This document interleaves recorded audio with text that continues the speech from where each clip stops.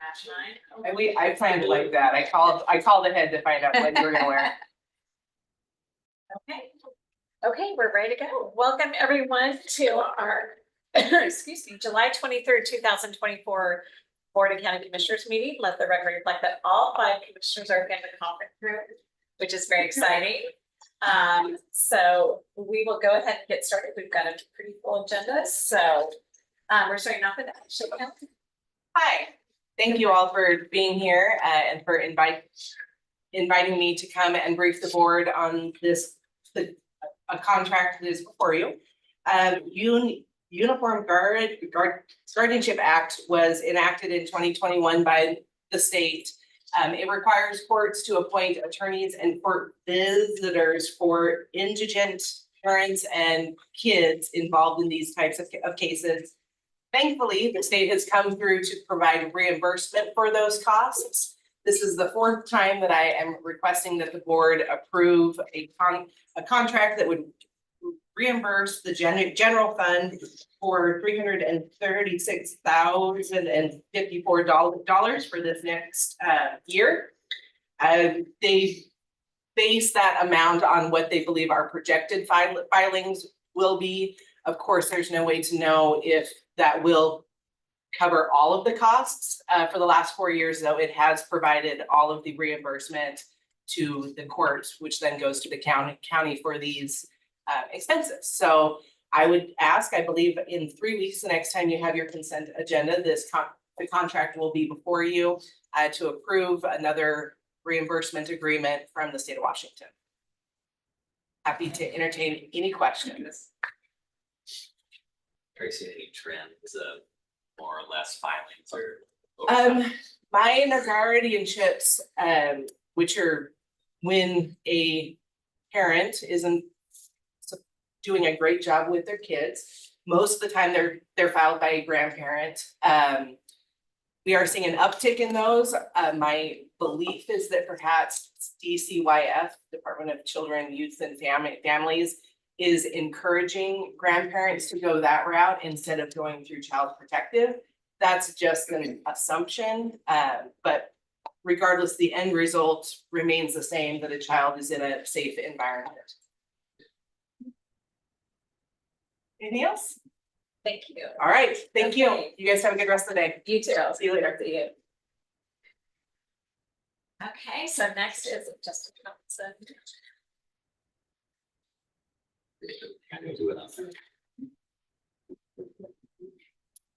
Morning, commissioners. Which one is We are back to give a quick update on our RFP process for the initiatives that the board approved, the opiate funding. These are the 2 initiatives out of the 4 that the board had approved move forward that required us to put them out to RFPs. And so we're going to give an update on what that RFP process looks like, who was selected, and what our recommendation is to the board to move forward with contracting with the procurement process, identified entities.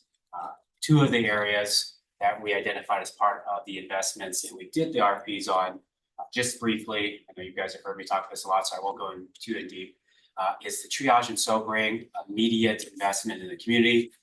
This is alongside our existing projects with the Crisis Relief and Sobering Center, recognizing that's going to take some time. This immediate investment, the board approved that was up to $1.2 million for either capital and or a combination of capital investment and operational costs. And so that RFP went out looking at triage and sobering that provides immediate service and transitional care within the community for individuals either coming out of the ER or engaged with law enforcement, BHU unit, or with any behavioral health provider in the community, referring directly at formerly known as Detox. That was something that is changing within our system. Super exciting, but at the same time, very confusing.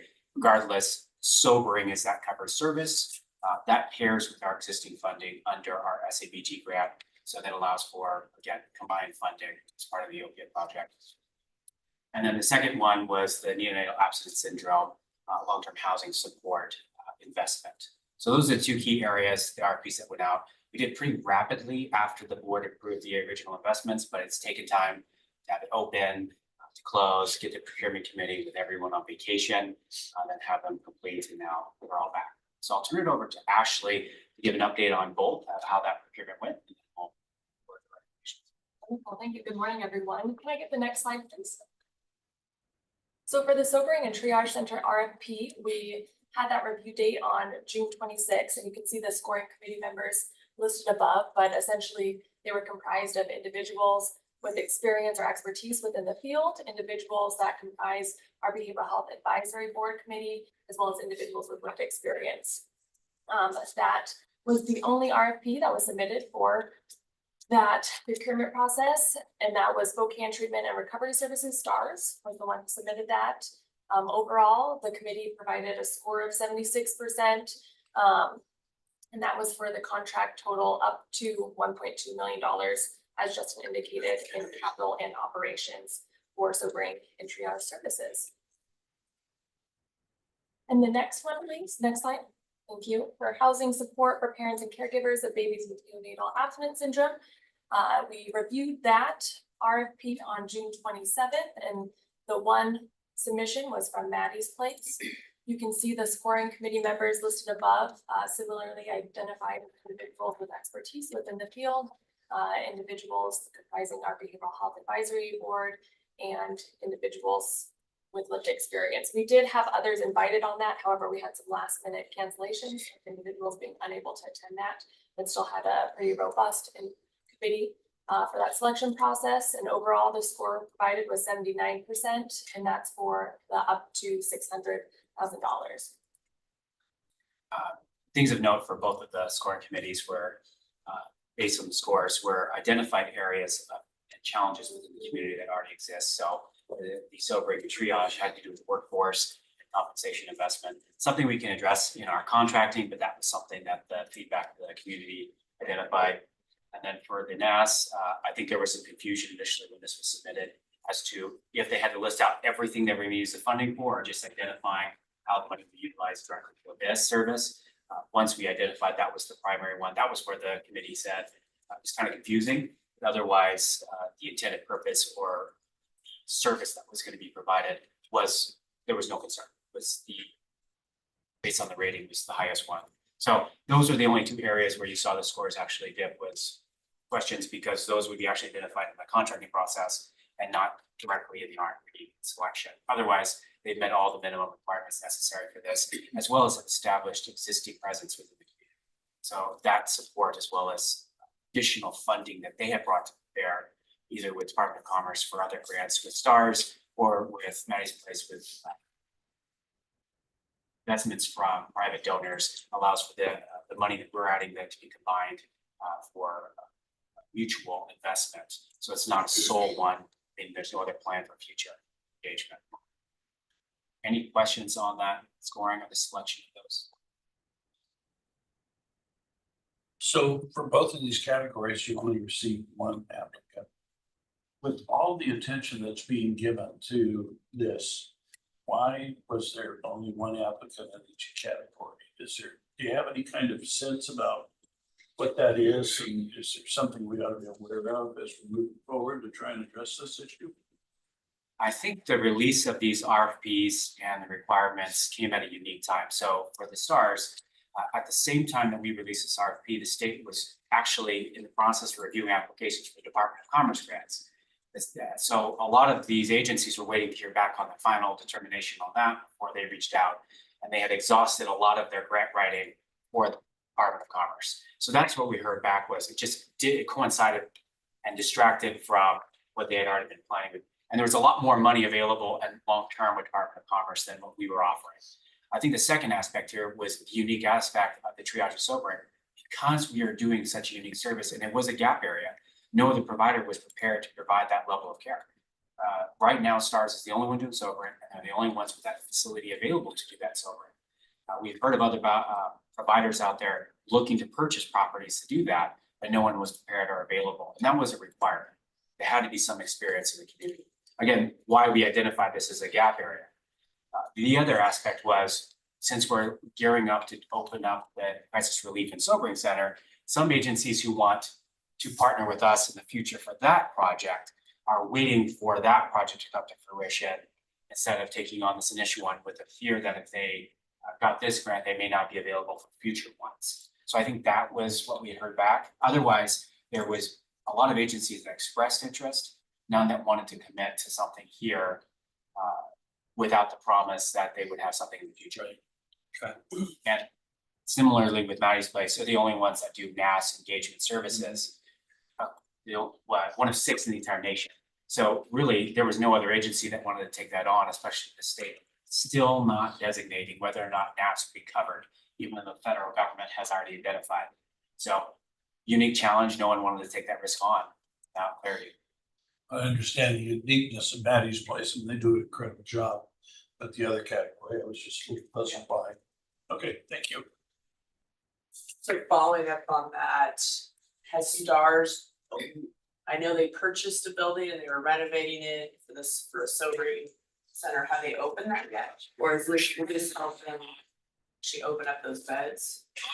Yeah, so part of the selection for Stars was that because they had already purchased the Daybreak and then got a Commerce grant, they are already providing sobering. They started that in June. Okay. Now, there was a ramp up, so there was a need for them to get the beds available. So most of that renovation or availability already existed. Hence why they were more prepared than anyone else, because they have a license to do it. No one else was prepared to be able to do that. The second aspect of it is that grant, the Department of Commerce allows them to continue to renovate as part of the selection. And then if the board approves and move forward, not all the funds would need to go towards renovation. Department of Commerce has already provided that. A lot of this could go towards operations. So, yeah, staffing and. Or not be contracted out, or reassign that fund to somewhere else. So again, it's a perfect alignment with what other funds are being provided. How many sobering chairs or beds will they have?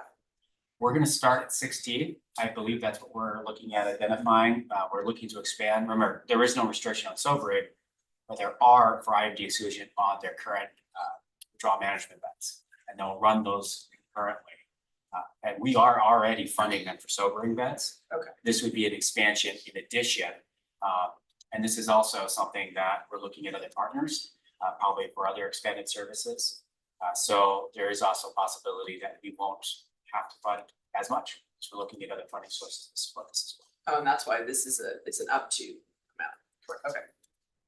I'm really good at scrounging bottom of the barrel here, so I'm quite certain we'll be able to find other funding sources. So actually, if anything, there might still be more opiate dollars left on the table for other investments.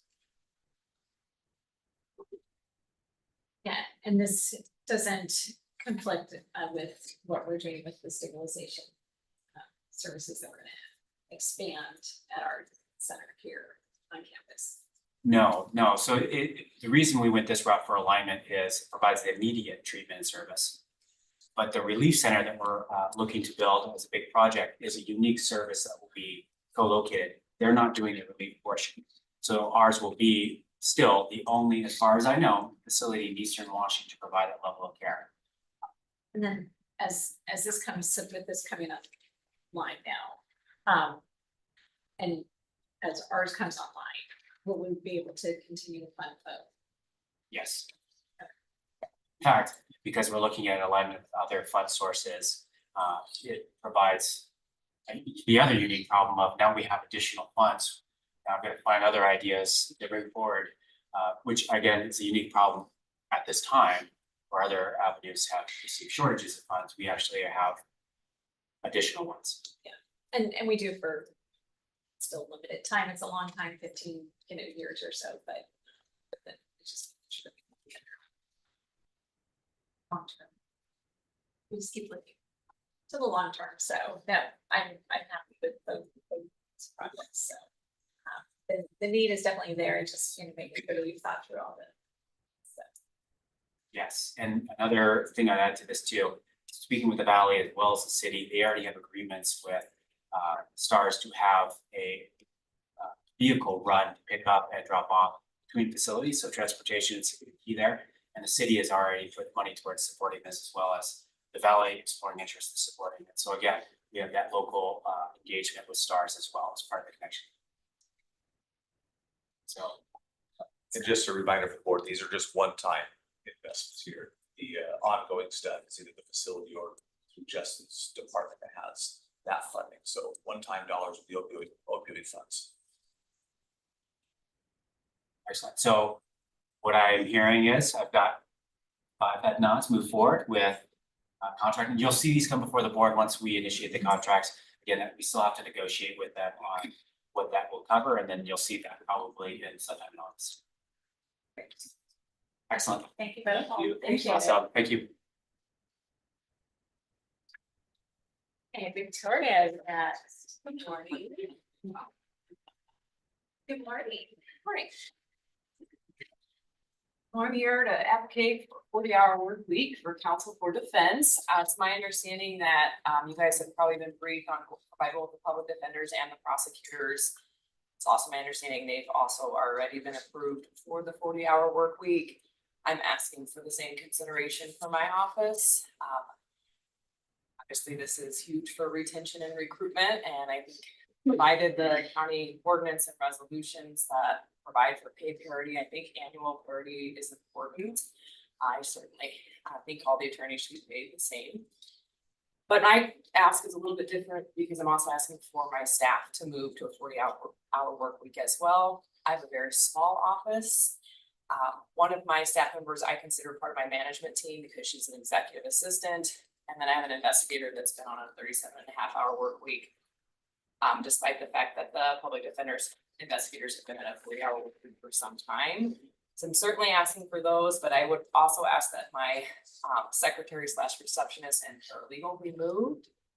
The reason being is I have such a small budget, I do not have the ability to pay any overtime, and so I'm constantly doing comp time with my staff because the work is more than 37.5 hours a week.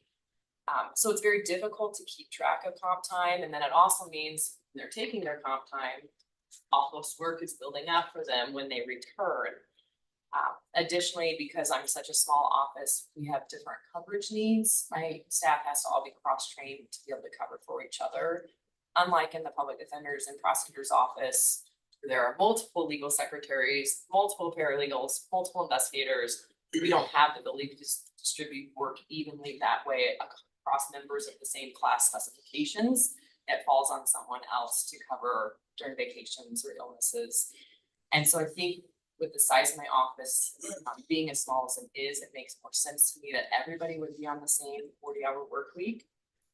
The salary impact for the remainder of the year is around $61,000. I have not been able to come up with benefit increases. My understanding is those might be around a 20% increase, but I don't have those numbers with me at this point. So I don't know what questions you guys have for me. Obviously, there are standards out there that say, you know, there should be one investigator. Previously it was for every 4 attorneys. If, the Washington State Bar Association standards now say 1 to every 3. There's not a Supreme Court rule on that at this time. We're operating at a 1 in 7 with our current staff ratios. Same with the paralegal and secretary. The standards would require 1 for 4. We have 1 for 7 at this point. I don't know what questions you guys have for me. I didn't want to go through too long of a presentation because I feel like you guys are probably a little exposed to this based on my understanding of the prior presentations.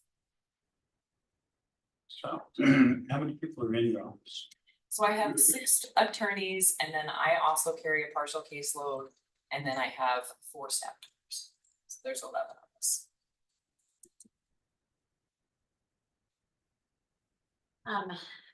I mean, the parity amongst the attorneys has been first and foremost for all of us.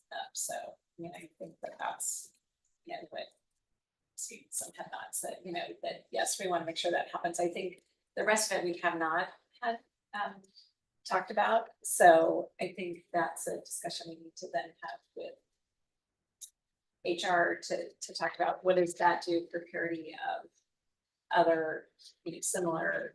Even I know it's your office is unique, but it's like, but we also got to look at what that parity is amongst the rest. So I think that piece we look at, but I think we just we're trying to get the others as soon as possible. So I don't see why the attorneys. That also then carry over to the investigator and the management. That's just kind of what I had heard was that investigators were 40 hours and that management teams are 40 hours. And pretty much anyone that's unrepresented, which is my entire office. But I don't know if that's. Yeah, I don't know that that's accurate either. Okay. I, I obviously can't speak for the public defender's office, but I believe in our office, the non-represented staff. And I think our investigative position currently unfilled though, in the interview phase right now. I believe that is moved to 40 hours as well. That's my understanding. And I believe the public defender investigators are at 40. I don't think the rest of the staff is.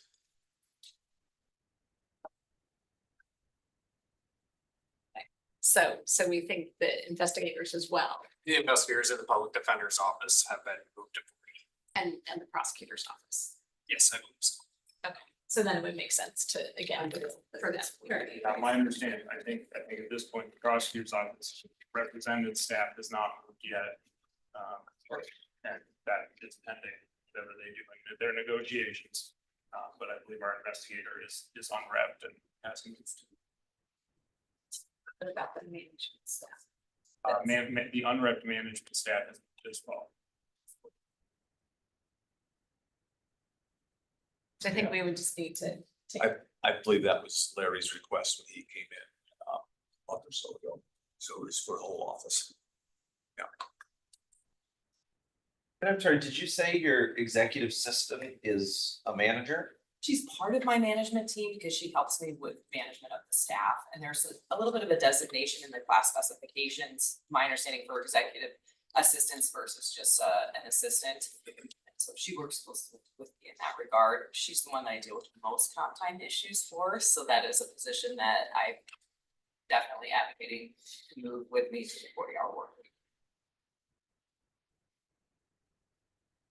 So I think we just need to get an understanding, so we're fully aware of who's going to those 40-hour. I mean, we certainly all think the attorneys were, and so investigators make sense as well. But we're not back for 2 weeks, but so everyone okay with getting the investigative attorneys to the 40-hour week, because then that could happen at the next pay cycle. Figure out. Then if you could let Josh know what the other position. And then we can talk through that. Okay, I can certainly do that. Okay, awesome. At least we'll make progress. Commissioner. Not that it's a decision point for me, but I'm just curious how the retention has been going among the attorneys over the past year or two. And filling new positions and number of applicants, et cetera. I've been very fortunate that I've been able to keep a fully staffed office. The only time we've been out or down is just when we're waiting in that transition to get a new person in. I believe that's because I don't have any entry level attorney positions. I think that would make things a lot more difficult for the situation that I'm in. So I've been just one of those very fortunate departments though, but I have had some turnover among staff and a couple attorneys moving on to different positions, but I haven't. When you have seen people leave, what types of places are they? One of my attorneys moved to the federal defenders, so it was a promotion for him. Another attorney, her husband took a job in Nashville, Tennessee, so she's following him there. And then Why? I know, above the community. I What a don't. great opportunity to just dump you. Right, and they just got married too, it's so silly. And then another attorney moved, left and went into private practice, but is taking contracts at some of the smaller counties. Adams is a big one. She's making more money doing that than she was here with less cases. So private practice locally. She has, I think she's just doing the contract. She calls it private practice, but she's really just taking on those contracts in smaller jurisdictions. Any other questions for me? We'll enjoy your upcoming. Oh, I think just to confirm, Yes. I believe you said, Victoria, that this is not able to be absorbed in your budget, these changes. These would have to be our budget amended by the board. yes. So the 61,000 that's an estimate for like August through December. Sure. The timeframe that Get we a ran sense the of what the numbers. cost might be. Oh. I think we started it with the middle of July, but I will have to double check with my assistant as far as the dates. I thought that was on here, but this was what we estimated for the salary increase for the remaining of this year. So just so I'm clear, the prosecutors and public defenders did not need a budget amendment because they have budgeted dollars due to be understaffed. Yes. As I recall, the prosecutors, they may need a budget amendment later in the year, but because they're understaffed, they will absorb some of that. Same with the public defenders, correct? And then when it comes forward as an item for approval as a budget amendment for this one, we'll see the total cost as part of that agenda sheet.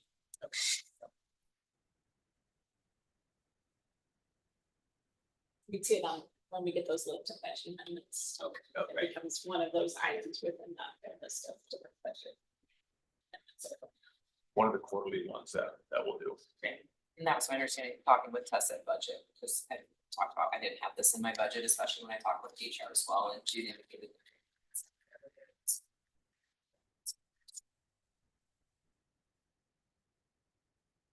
We just need to circle back on some of the other positions in the office. Yes. Okay, thank you guys very much for your time. Enjoy your vacation, I guess I'm told. Thank you. Yes. Okay, then Kyle, you're up next.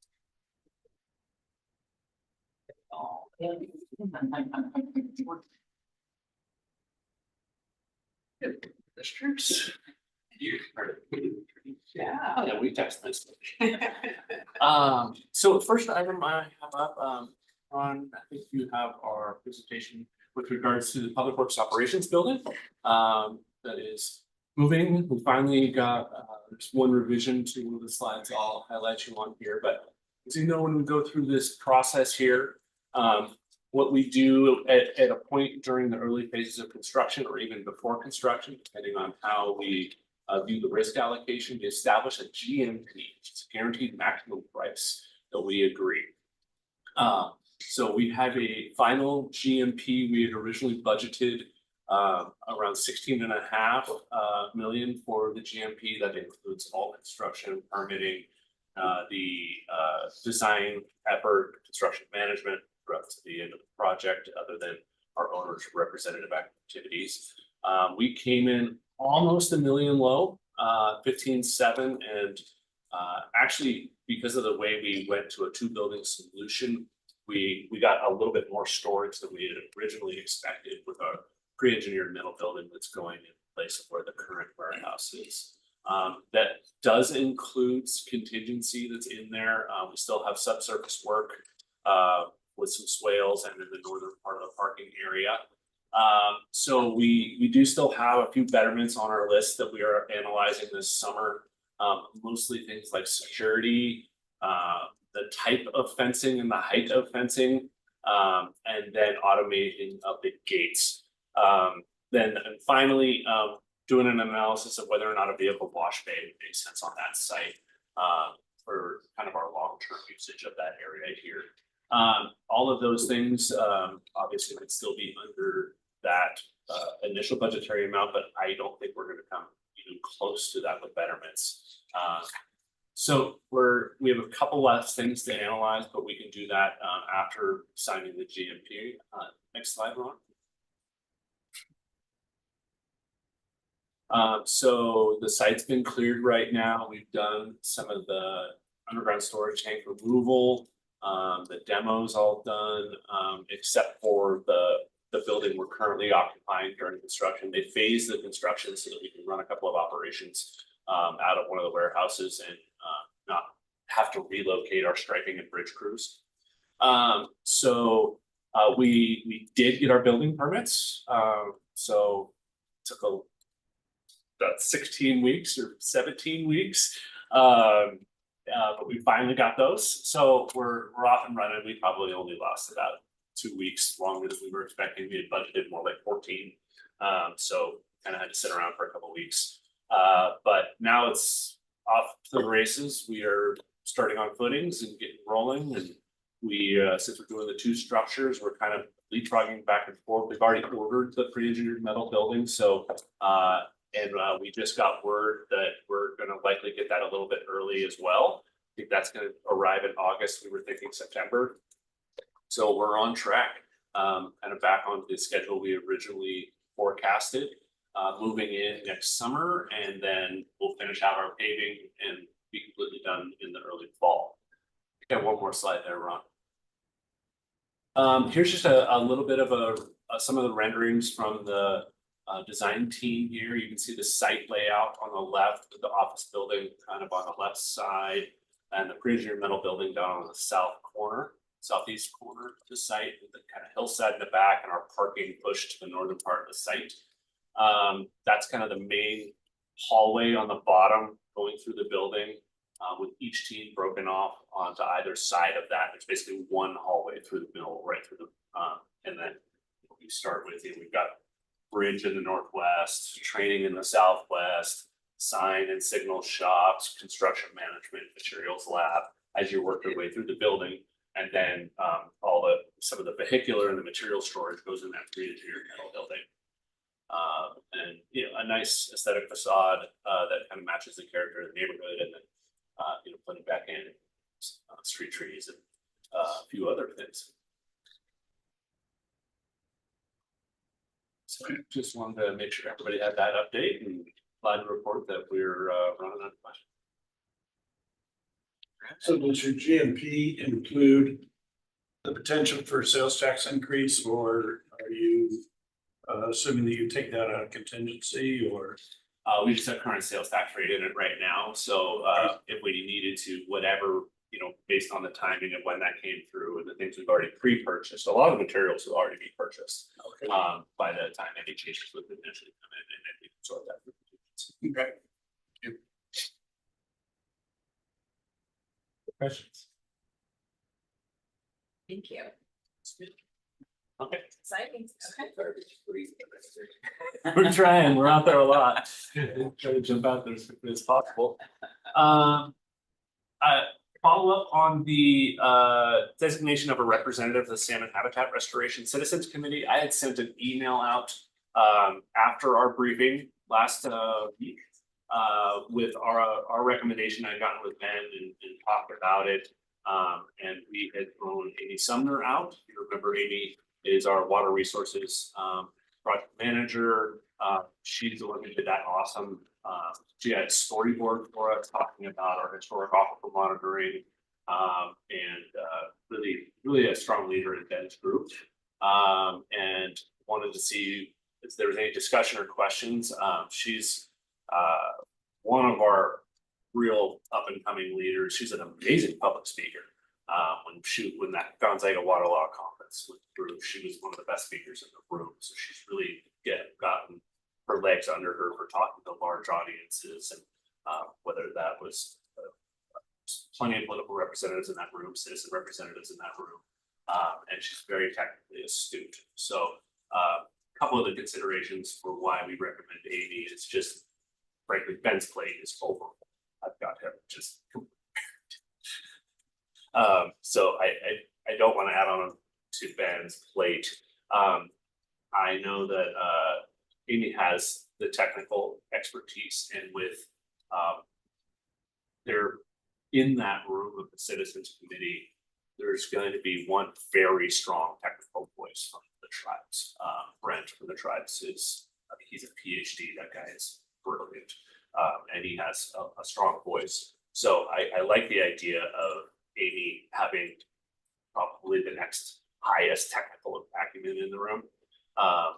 And as a couple of you mentioned, this for the long haul. I think he's got a long, strong career ahead of us as a leader in water resources program. So that was the basis for our recommendation, and I wanted to bring that back to y'all to see if there was any further follow-up. Yeah, I guess I had a couple conversations when I was at NACO. Wes McCart from Stevens County was on that committee, and so he and I were talking about it. And my only concern is, we as board members don't really know Amy very well. I mean, we have the comfort and confidence in Ben, because it's really a commissioner appointment. And so it should be a commissioner, and we're all kind of tapped as well, you know, and trying to figure out which one of us commissioners, that's where it seemed like picking a staff person that we have that confidence in, that I know, I mean, I would say 3 years ago, I wouldn't have had that confidence in Ben. Because I think, you know, you had Mike Hermiston and you had Rob, you know, over him that, you know, I would have totally, Mike Hermiston would have been mine, totally would have got it. You know, so it's just having that comfort as commissioners that they're really representing, they're acting as a commissioner on that committee. And so it's trying to have someone who has that confidence of us. And I just don't know Amy well enough to know. And so I guess I would say I would still prefer Ben. And seeing if you could adjust his plate to then maybe have him be able to take over a couple of. I don't know how many meetings it is. So that I mean, that I truly don't know. They didn't really talk about that. I think it's a lot of work. It's just making sure that there's somebody representing the commissioners. You know, if it's not going to be a commissioner, because I know Scott Hutzel, commissioner from Lincoln County, is the other commissioner on it too. So it's really, you know, having someone we're comfortable with that will be acting on our behalf at it. So that's why, you know, I asked Ben. I mean, I know you guys went back and talked, but made sure, you know, he thought he could do it when he was in here. And so I would still prefer Ben, just because, again, I don't know Amy that well, and trying to have someone who's, you know, again, when they're sitting in that meeting, they're equal to a commissioner in that meeting. And so it needs to be somebody who is at the top of the, you know, and then we have it covered in. So that's where I'd still stay on that. And it's no reflection on Amy at all. Just I don't know her well enough to know if she, you know, would be equal to a commissioner there. Like I said, 3 years ago, I wouldn't have felt Ben would have been that way either. It would have been Mike. So that's just my opinion on it. I don't know how any of the rest of you feel. I actually called Scott yesterday afternoon and essentially said the same thing. I mean, we said we wanted Ben. I think a lot of that is because we have a relationship with Ben. Ben has been in front of us. We've had interactions with him. We understand sort of his capabilities, his, you know, what, you know, we think he would be a good, I don't know Amy either. I think I even said to Scott, I said, who is Amy? I recognize the name. I'm sure she's been in front of us, but I mean, I don't know her well enough to put her on something this, I mean, what I think is pretty important position. So, I mean, it's not a slight at her. It's like Commissioner Cuny said, I don't know her, but Ben, I do know. So that's why I had indicated when we had the conversation in this room that, you know, yeah, I also agreed Ben would have been a great pick. You know, I know Ben, I've known him for as long as he's been here, I think. And I've got confidence in him. But I don't know Amy, so I don't know whether she is better, equal. I don't know anything about her and stuff. I'd be happy to meet with her and get a better understanding about how she approaches issues and what her thought process is and what her perspective is.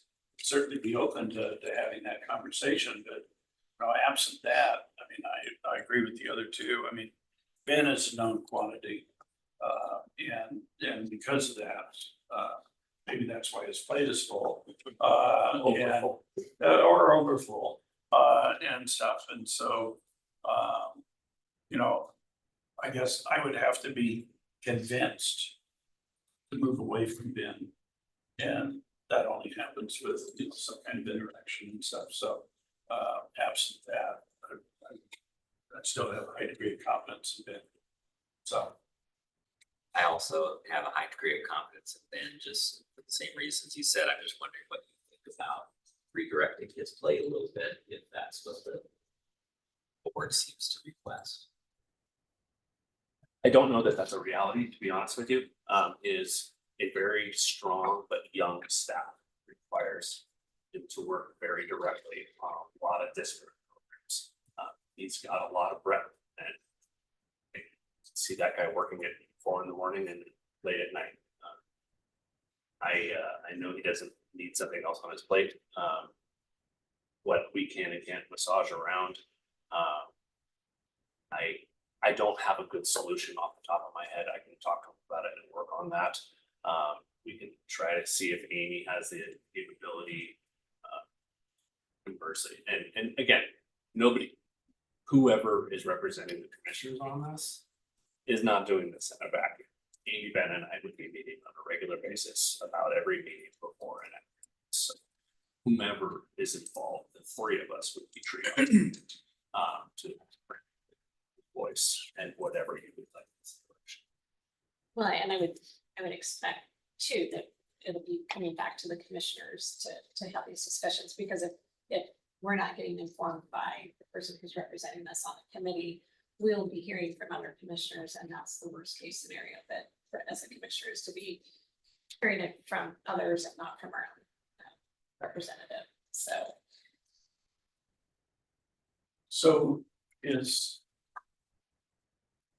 I'm just conjecturing here, so if in fact Amy has or is developing the skill sets that would put her at the same level as Ben, is there an opportunity to be able to, I agree with Chris, maybe do some shuffling of the checkerboard.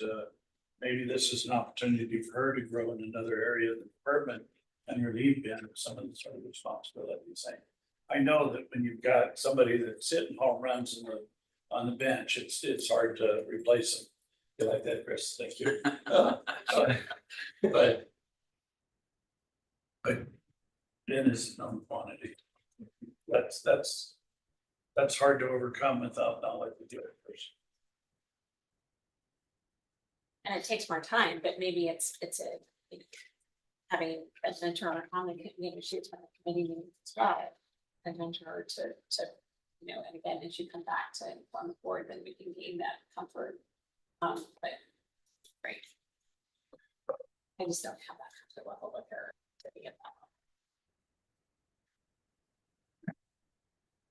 level. I don't have a strong feeling, but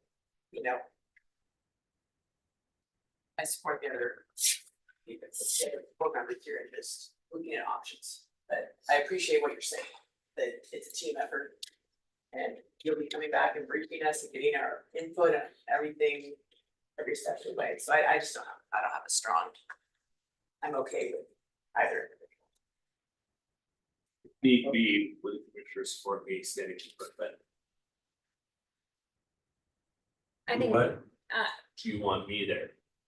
I think Ben has it's really understanding the water and, having gone through the first decision here with that. I mean, that's that comfort level that was hard. So, I mean, I think it's really having, Ben's the one that I think I have confidence in the water side, that he understands it and knows it, not saying you don't, but he lives it. So now I'm still. Well, no, I mean, listen, Kyle did the work already to look and see what Ben could move off. So this has not been done in a vacuum. He's looked, he's challenged it. You're asking him to challenge it again, so he'll go back and look at it again. But that work had been done, so it wasn't just let's just bring Amy forward. It was looking at what was on Ben's plate and what was critical for him to get done as well. So we'll look again. And again, no reflection on you, it's. I don't know, I guess we need to talk about I can ask Wes how often they meet. I assume it's gonna be that much time, I don't know. I don't think they're meeting monthly on it. So I will check on the timing of it as to how often it meets. But that's where it's like having someone who really understands the water so they can answer the questions right then and there, which would be if one of us commissioners were on it, we would be having Ben probably sit next to us at those meetings. Just so that way we make sure we're informed, because we don't know. So that's where whoever it is, I am trying to make it so it's someone we trust and has the knowledge. Because otherwise we would, if it was one of us, I would be having Ben or Amy sit there with me, you know, and that would be a mentoring opportunity for Amy. You know, but since it's not a commissioner right now, and we're trying to have it be a staff person, it's someone that we want to have that trust. I will talk to Wes later today. Find out how often we meet. So we'll just take that off the agenda for today.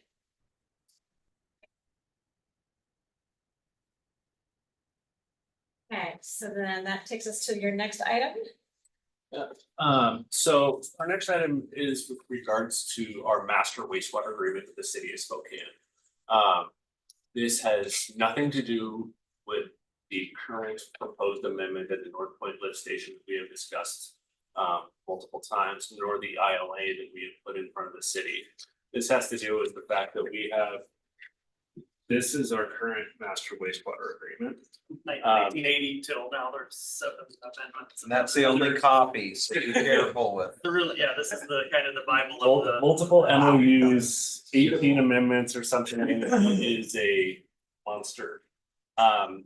There was an effort back in 2019 to a more manageable agreement, remove outdated language or irrelevant language, and simplify this such that we have something that could actually be reviewed and referenced and checked for conflicts, as opposed to this. So some effort was put forth back, and that was shelved because at the time the city was introducing changes. They have reached back out to us and said, can we reinstitute that effort? No changes, nothing. Codify what we have to date. No modifications, but at least have something that can move forward that's not 40 years old. And so it's gonna take some work. The city has offered to take the lead. It's not gonna go fast, but we do not want to put time into this if this is not something that commissioners are interested in revising. Again, it would truly be a codification of the past, nothing changing from the current state of the agreement. So before we put any time into this, I want to make sure that we would all be comfortable and then agree to move this forward should we get to that place.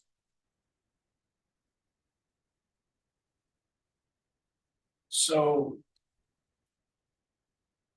I'm confused. Help clarify what it is that you're gonna do. Because if nothing is going to change, then why change it?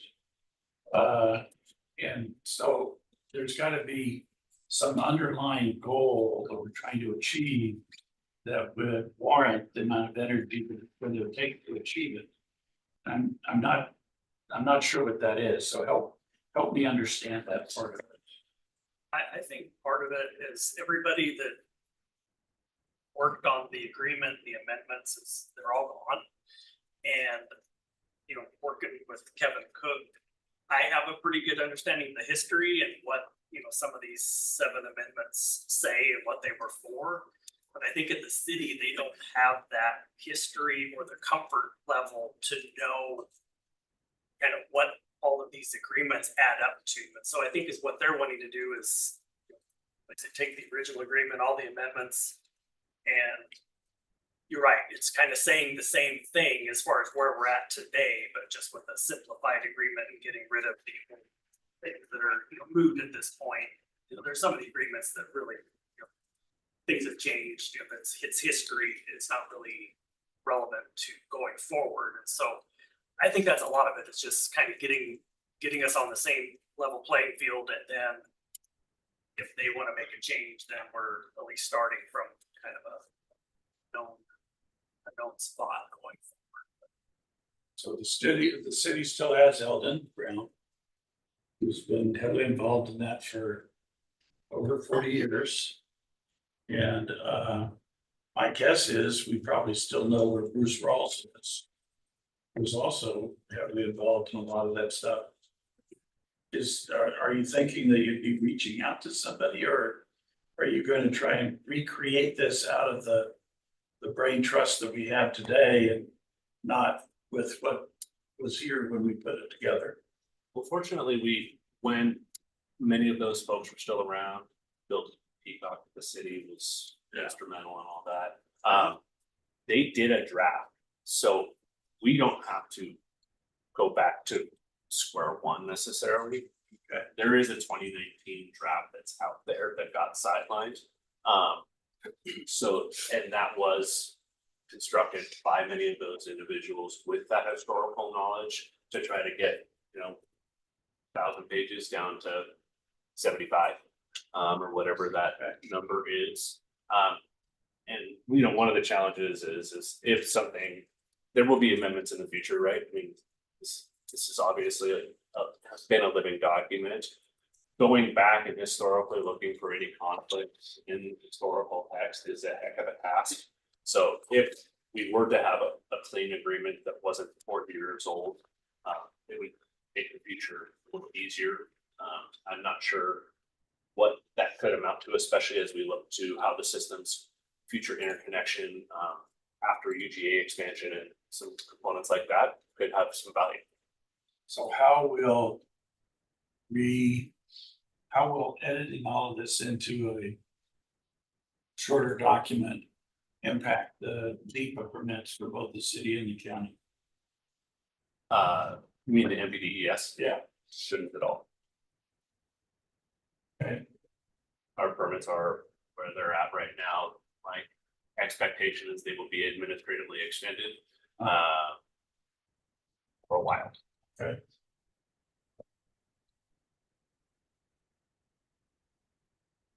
Oh, interesting. I was just gonna ask about the attorney piece. I'd imagine that'd be a fair amount of work for attorneys as well. To kind of iron through it and look through the simplification to make sure it's got all the elements that it needs. So I'm just wondering what perspective most of your office thinks about that. I've not been directly involved to date, but I'm sure Kyle is working with that. Additional support is needed. We go out and find that or specialize. I don't anticipate the thing is this isn't gonna go fast. We're not trying to do this in any, so this can be a backplate task for Matt to work through. Who's just doing sort for us right now. And be thankful enough that we have Matt looking for us. Okay, you're next. So I just so I'm clear, so, cause on the briefing sheet, it said that neither party is proposing any changes at this time, but I guess there are changes, but the changes are just removing language that's no longer relevant, right? So it's more, so that the ask is more, you wanna take this document, you wanna clean it up, you wanna take out language that's not relevant today that maybe was 20, 30, 40 years ago. That's what you're asking, is just to clean up the language in an outdated document to make sure it reflects operations today, but it's not going to change any actual logistical true operations. That's what you're asking, right? Okay. Yeah, all the calculations, all the flows, all the reimbursements, all the contributions, all of that is unchanged. Okay. Sure, Mom. So, I mean, I guess if you think it's in the good interest of the county to do this, then you and Lewis think that that's the right thing to do, just to make sure we have a cleaned up, easy to navigate agreement for future negotiations with the city, then it seems like we should do it. I guess, are you asking us because you're wondering just the time commitment involved with it, if it's worth it, or, because if you're recommending it because you think it would be good for the staff, for the future of the county, then I think we should do it. Yeah, there's a time commitment. We want to make sure that if we brought forward a new master agreement, the commission would support adopting of that master agreement. Otherwise, there's no point in us putting any time into this. I see us as, I mean, we are forever partners in the sewage business. So, you know, not having, you know, a document that is more increasingly difficult to navigate and dependent upon people with tremendous historical knowledge, as opposed to the next engineer that joins Lewis's group being able to actually read and digest our master agreement and understand it moving forward, so that we aren't completely banked on the knowledge that resides in Lewis's head. I think that's the advantage to us, is that we have so much of this is only in the heads of very, very, very small people, that we lack redundancy there, and the level of effort to get up to speed onto this and to understand the whys and the hows is. Lewis wins the lottery tomorrow, we're in a tough spot. Lewis does this for love of the game. I don't have kids, so it's. But, yeah, so, you know, back, Lars Hendren over at the city and Kevin Cook and Dave Moss, you know, they spent a lot of time putting together a draft, and then it went to the city for review, and some other people got a hold of it and added a bunch of stuff that wasn't in our interest, so it just was dead on arrival, basically, once the city made their comments. And so now they're kind of coming back hat in hand, say, hey, we want to do this again, and just want to, you know, get us not change anything, but just make it simpler and read. And it is a lot of work, but yeah, we don't want to change any of our retract what we fought for all this time. We don't want to backslide on anything as far as our shares, you know, that we have paid to the city, and our capacities that we own and our interceptors. You know, we definitely want to make sure we are not shoot ourselves in the foot in any ways with this. So as I remember, we used for some of the iterations of this document, Steve DiGiulio as an attorney. Would he be somebody you would reach out to, since he's got some familiarity with this, or would you try and start from scratch with another attorney? We would, I mean, I think we might start with Steve. I don't know if he would want to take this on again, but certainly consult with him on the front end, because he was involved last time. He's got some history. Yeah. If you look at the history of our sewer operations, it's memorialized in there, think back to when we had no plans. We built out our north sewer, so we got into an agreement with the city to be able to flow our sewer to them. That created an agreement. Then we started sewering the valley.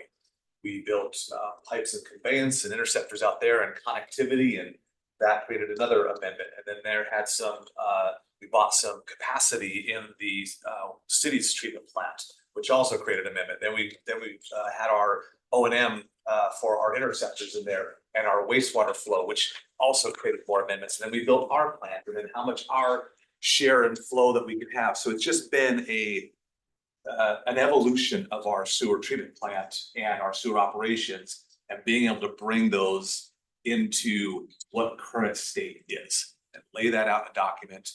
I know both Lewis and Kyle have the best interests of the county in mind. They know the pitfalls, they know the tripwires. They're not going to let something get in there that would do some damage to us, but not having to go through a 1,000-page document, be able to go through a much more condensed one to have. It's the master, which reflects the entire history of what it is. It's really more of an ease of administration going forward. Yeah, I don't have any problem with anything you just said. I just want to make sure that county doesn't end up getting dumped on. Yep. I agree with you. We'll have a close up.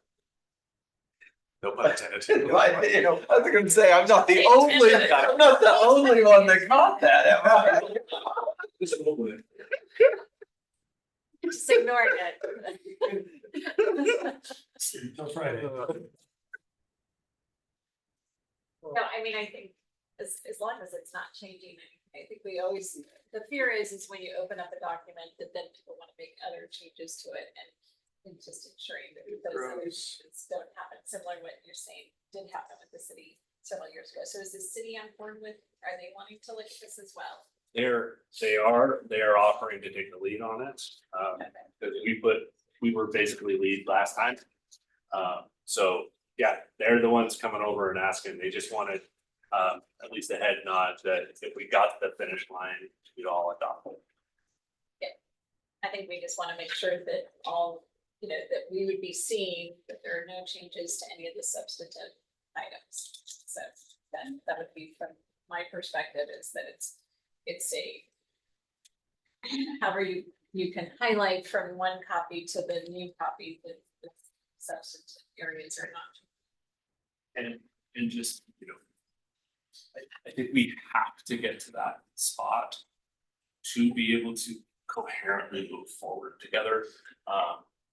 The industry is changing and evolving and, we're forever partners in wastewater treatment. So, we need to be able to move forward and I think having a good point where we can all reference clearly is a good place to be. It's been 40 years, if we can maybe get another 40 out of a good one. When I think it'll be a good education point too, as you come back with that, to know what the substantive areas are that are not changing. Just as an education for the commissioners, so Absolutely. I think I see it as a good thing. So move forward.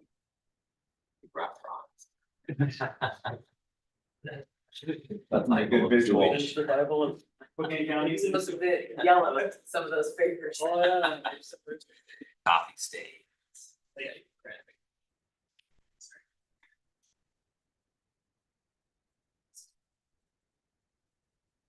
Hey, George, you got the next couple, so we get started. Yeah. This is Brittany, she's managing director of programs, so she's gonna give the briefing. Yeah, so I've been gone a little bit, so I wasn't here for some of the previous briefings of the commerce contract. But we already briefed that, executed that. For the PEER program, the home electrification and appliance rebates, just a reminder, that's the appliance, household and small business, the household. And small business rebates and incentives program. We RFP'd that out, we opened that May 31st, closed that June 28th. We got one applicant, which was Snap. So that's who we're trying to get that contract going with right now, and that's what we're presenting to you today, is a contract with them. We have the award at just over 1,400,000, it's about 1,465,000, just a little over that. With about 172,000 being administration and the rest going towards that equipment installation cost. And so that has kind of been what's in front of you, so. So looking to execute a contract with Snap to begin delivering services. On today's agenda. Yeah, so it's on the Okay, legislative Some of agenda. these were being briefed today on today's Yeah, agenda. so and we appreciate the flexibility on that. Great.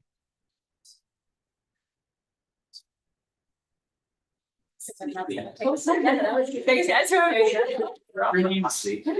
She's rushing over to Valley for our first stakeholder engagement meeting as part of our consolidated planning and RFP process. Very good. Thank y'all for doing that.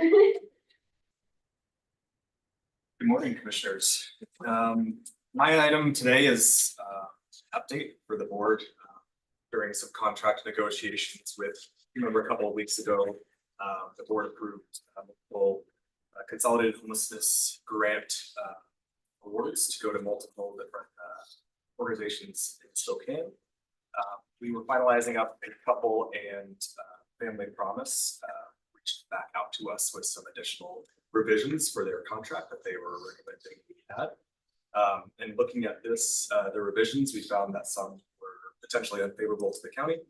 So we wanted to run that by legal counsel as well as the Department of Commerce, just to make sure that we understood the RCW that they were they were referencing and appropriate guidance moving forward. I will add that not only is this an update, but as of a couple days ago, Family Promise has since reached back out and said, you know,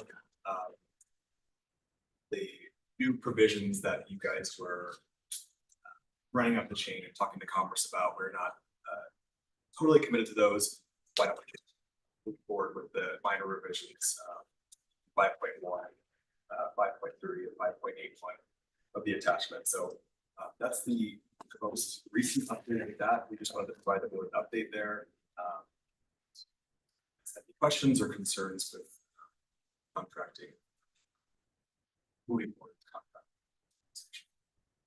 We did have, I wanted to clarify, when Chris brought this stack of different consolidated homeless grant contracts to you all several weeks back. This contract is not part of that stack. We decided to pull it and bring it before you at a legislative at a different time as we were going through these contract negotiations. I believe the other one was the Volunteers of America Family Built Shelter. So those are two contracts pulled that you haven't seen for signature yet because we're going through those negotiations, really trying to make sure that it's a negotiation that's favorable to both parties as opposed to a lot of concessions the county otherwise make requests. So it looks like, so Family Promise was the only organization that asked for some changes for the CHG contract language. And it looks like a lot of it is around, like, they are requesting to be reimbursed in some sort of time frame that's a little bit more quick than maybe in the past. Is that what they were asking for? Correct. I would say that this is stemming from a timeliness conversation with Family Promise. I think that there is a disconnect between our timeliness standards and Family Promise's timeliness expectations. So I think that they're trying to just get us more in line with what their expectations are, and they don't make too much sense for how our operations work. So Spokane County with multiple departments involved with the invoice approval process. So we've been meeting our contractual timeliness expectations with Family Promise in previous contracts. We plan to meet those timeliness expectations moving forward as well. So this is something that this is unique to this contract itself. So the first one they're asking for the change in 5.1.1 is the 30 days. I mean, can we hit 30 days? Or is there a concern that we can't hit that? There is not a concern that we could, on average, meet that 30-day requirement. What our concern is that with any changes in software, with any hiccups in invoice approvals, we didn't want the county to be subject to that because of multiple different departments going through that. So on the single invoice of 32 days or something like that, we can certainly as a department commit to within 7 to 10 days having them forward. But whether that gets to Family Promise in that time, we can't fully commit to that as a department. So is there a penalty if we don't? I don't see that in here. I mean, absolutely. One of the provisions that when we put this in front of you guys for the briefing, that is the item 5.1.3, in which they wanted to add that they would charge a 1% interest fee each month. Down in the next section. I'm sorry. We have since talked with the Department of Commerce to see if that's an allowable cost from consolidated funds, because these are reimbursement-based contracts, to which they said that it's not allowable cost. So in the assumption that this would not be coming from reimbursement grant funds and would be coming from some other source, we wanted to just make sure that you guys were aware of the expectation that Family Promise was putting in front of us. Is there anything you wanted to add to that, Wes? Yeah, there was an additional expectation. I mean, George and I met about this last week, and after taking a look at some of the language from exhibits G, my conclusion was this was just kind of a non-starter for the county. Basically, they were just asking us to assume a bunch of risk, and we're not really achieving any sort of benefit, or there's not an additional value to the county. They were just adding language that transfers a bunch of risk over to the county. That's really beneficial for them, so that's great. But one of the one of the things that stood out to me was about, an additional penalty in addition to this statute.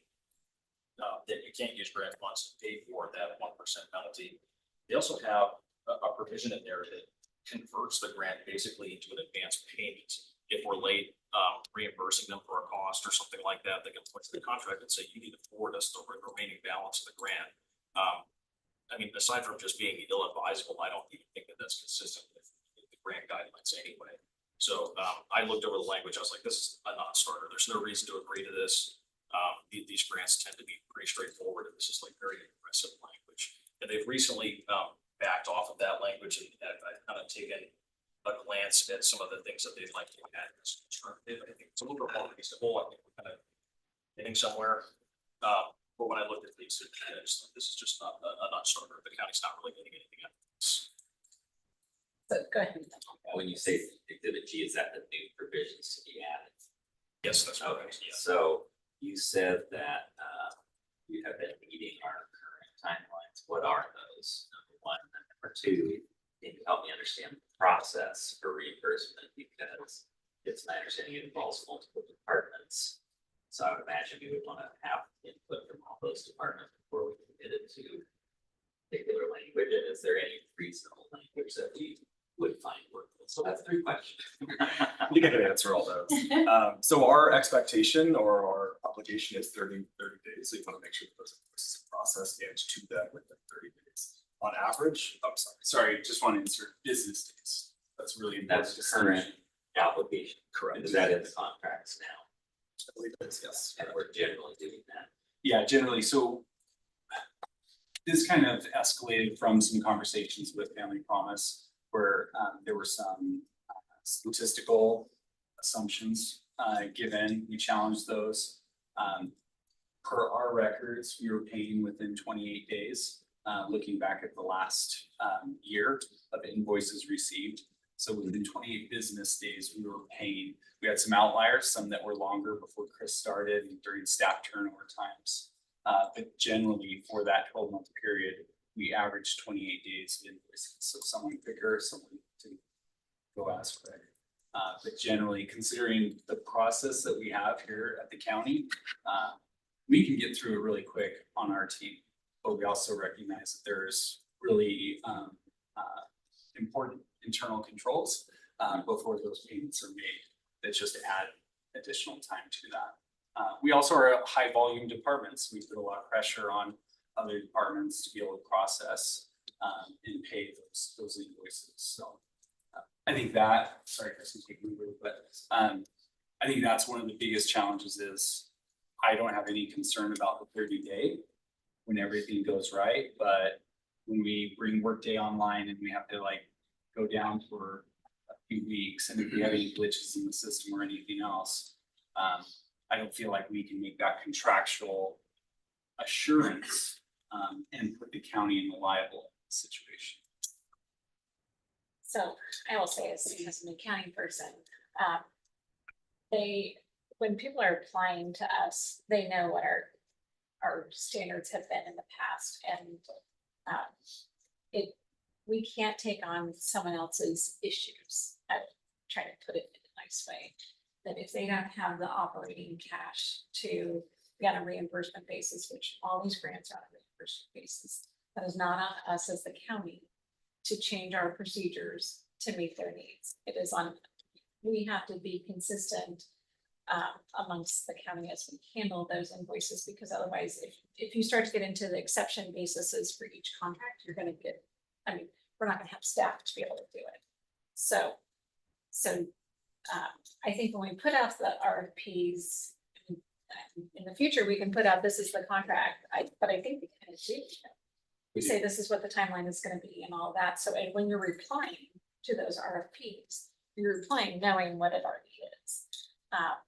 So I would want to make sure we stay consistent. What I've heard in the community, I mean, that we as the county have always been good at getting our reimbursements done on time. Say our counterpart across the river, I don't hear that about. But the county has always been, and we've always strived to be the one that's just timely. We have it, it's a reimbursement, we have the grant funds, we want to get that back out in the community as soon as possible. So I would not encourage us to make any changes because I think we've been doing a good job. You know, I know from the BHASO when we became, you know, when that changed over to the managed care organizations, I've heard from a lot of nonprofits that we used to do it so well and we were timely, and now the managed care organizations are not.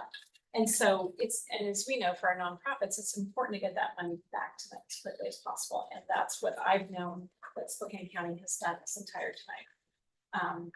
Even before it split into two parts, that's community services was always great about that. So from an accounting and a managing and contracts perspective, I would not want to make any changes. They know when they're responding to those RFPs, what our process is. And if they have an issue with it, then they should be, you know, seeking those funds. So that's just my humble opinion about it. Commissioner French. Yeah, I agree with her 100%. I mean, we get a finding or we end up having to incur additional costs, that's on us. And if we let that happen, that's on us. If they know the rules, if they don't like the rules, fine, don't take the grant. And I'm okay with that too, because I don't want to put the county at risk. And, you know, we end up with some findings and all of a sudden now we are not eligible to get grant money. And I'm just, the programs are too important to put that at risk. So I agree with the Commissioner Cooney 9%. Nope, don't put ourselves at risk. So Commissioner Jordan was asking about like the process. So first you have to approve that it's appropriate reimbursement for the grant that was received. And you say you do that within like 7 to 10 days or so in your office. Absolutely. So And just. then it goes, then what is the next step? Just so I can understand. So the process, traditionally, the subrecipient will submit the invoice and supporting documentation to our internal software, Neighborly. I will typically review that as the program manager within 3 to 4 days at the maximum, maybe 5 days at the max. At that point, once it's approved and all the costs are allowable via grant, I will forward that over to our fiscal person, our accountant, who will look at the fiscal side of things and make sure that we're not spending down too quickly, overspent in those grant categories, and she will approve for the department on that end. At that point, it goes outside of the department and goes through, well, I should say it goes to George first internally and then goes outside of the department for about 4 or 5 different approvals from the auditor's department, a couple different entities. Then it comes back to us after, I believe, about 5 or 6 approval checks back to us. And at that point, we can release those funds. And so that is, we've seen that has been fairly consistent within 30 days, but it's, I shouldn't say impossible, but it's difficult to know exactly how that's been. Different departments have different requirements, and we did notice that when we were going through a couple months ago, some changes in payroll changes, that slowed things up as well. So just things like that we want to be mindful of, that we didn't take on additional burden on behalf of the county because of our departmental expectations. Disbursements go through the auditor's office. It's like the revenues all come in through the treasurer's office. So, and that's why it's multiple departments that are affected. Yeah, and I mean, I think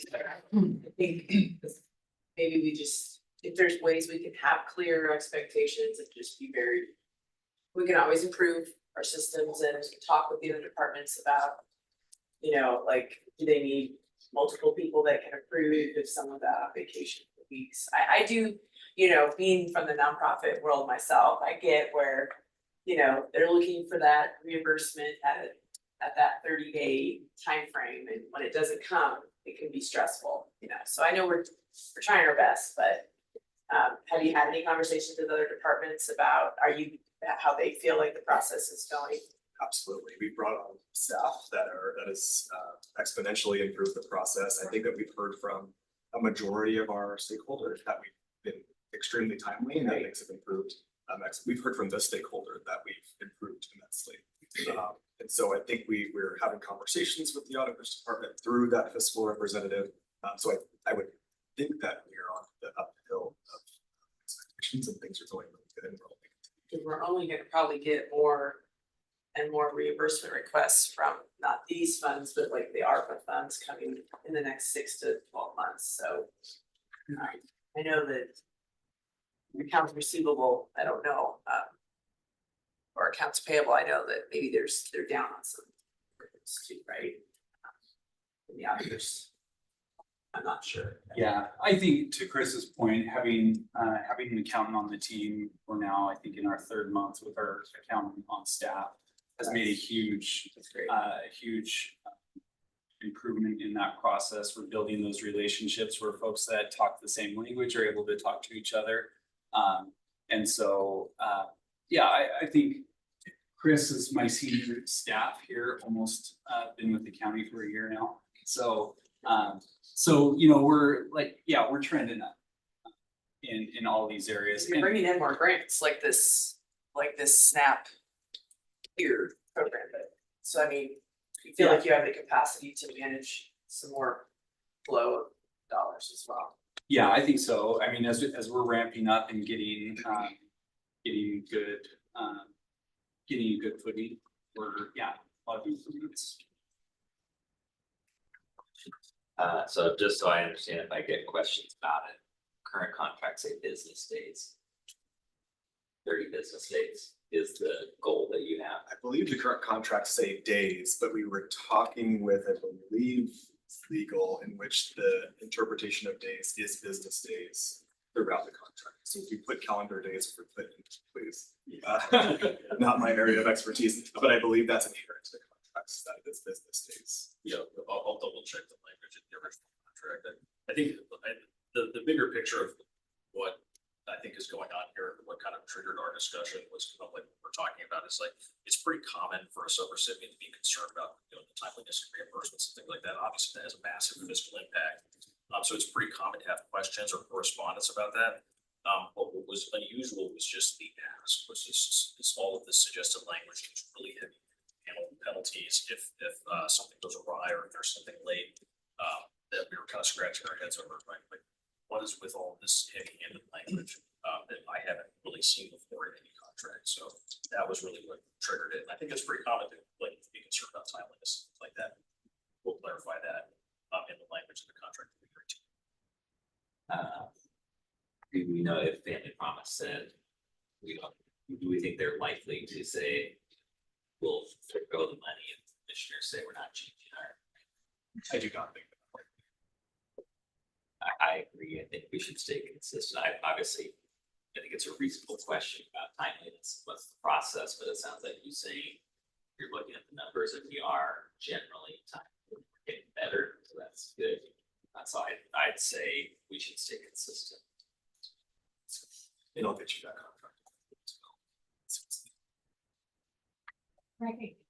I would ask you to ask some of these nonprofits how timely the county versus some other entities are to them, because I think what I've heard and talking to nonprofits is that the county is timely in there. But I've not really heard any issues from the county side. I've heard that from other entities that are not as timely.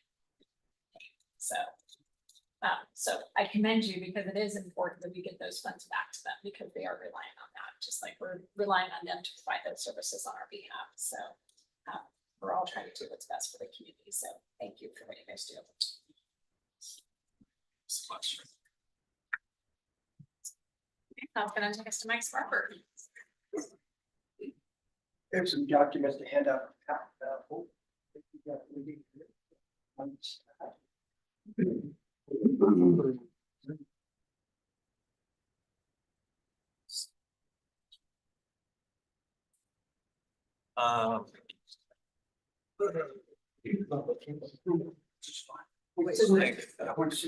Never take a back seat to me, Jim, ever, no. Jimmy, Come on, Jim. Come on. Empty seat, Jim, it's got your. Jim. Good morning. It's nice to have all 5 of you back again. Hope all is well at home with the little one. So, today I'm gonna talk about the Crisis Relief and Sobering Center project. It's been a fairly aggressive schedule that we put together for the summer here, and I know that you all have got a copy of it. I'm just gonna go through the schedule and kind of show you the highlights on it. It shouldn't take up a whole lot of your time. We are gonna talk about the schedule, the RFP selection process, who we awarded, who we should award the firm to be our owner's rep, to lead us through through the process. What we predict will be the high level of the contract amount and then our next steps. Next slide, 2 slides are on that, please. So I talk about an aggressive schedule. It's been a very aggressive schedule. As you can look down through there, we the last time I think I visited you was with Jim Amacio talking about selecting an attorney and getting an attorney contracted and under contract for this process as well. We did go out for an RFP, was issued on June 24th. You can see the turnarounds for those, allowed for a comment period. We had a shortlisted, which we'll talk about here in just a minute. And we left a spot in there for an interview process that we didn't end up using in the long run because we had a clear front runner for the process. And so today, what brings me before you today is to talk about who we selected for our owner's rep to move forward with, and seeking your approval this afternoon to have a do not exceed amount for bringing them, negotiating and bringing them under contract. Next slide. We had a total of 4 submitted RFPs. Again, it was issued on the 24th, due by July 8th. The selections committee went through the process, the county process, selection process for an RFP. Included Kyle Twig, myself, Bruce Russell, and Rebecca. Based on their scores, it was a clear front runner, and the committee recommended Hill International. And I would just allow you to talk a little bit about their background and Certainly. Hill has had a local Spokane office since the early days of alternative delivery. Start doing a lot of work for the PFD and many other public owners in the region. They're currently our rep on the Public Works Operations building, and have a real strong local office, and really submitted what you're always looking at in a lot of this is the who, the people that are in here. They submitted just an absolute all-star team of individuals to support us on this project. One of the things that I always appreciate is some crossover disciplines within those teams of folks that have been in different parts of the industry, that always brings some really good insight. So I think the committee really saw that they put a strong proposal forward and recommended slate of individuals that are going to deliver a successful project. next slide, please.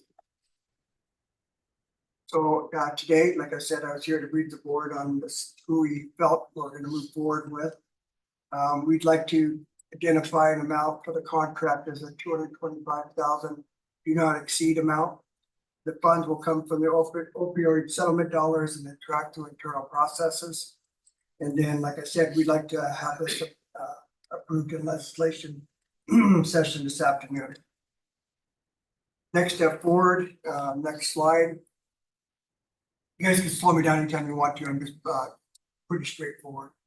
Again, after this, we're gonna have a kickoff meeting that is scheduled for tomorrow to sit down and talk to them. Like I said, a pretty aggressive schedule. We're gonna start beginning the PRC application process with them, starting tomorrow, or through their process, however the process leads us. We'll have a submission of the PRC application August 20th. We'll also attend a PRC review board in September 26th. And that will move us into phase 2 of the project, which is to be determined. And we'll have a lot more details probably by that period of time that we can bring forward to the board to consider. So, questions? Like I said, pretty straightforward. So, great, thank you. I appreciate it.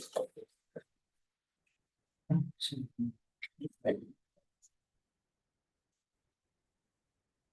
and sweet. Yep, get her done.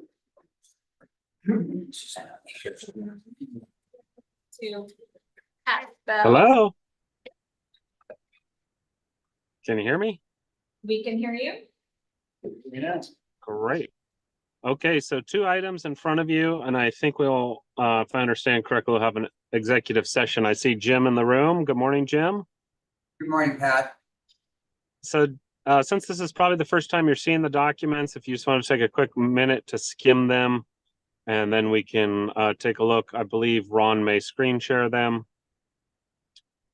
If he can get them pulled up. These are still in development draft, but I wanted to come to the board with them, so I'll give you your minute to read them and then we'll get going.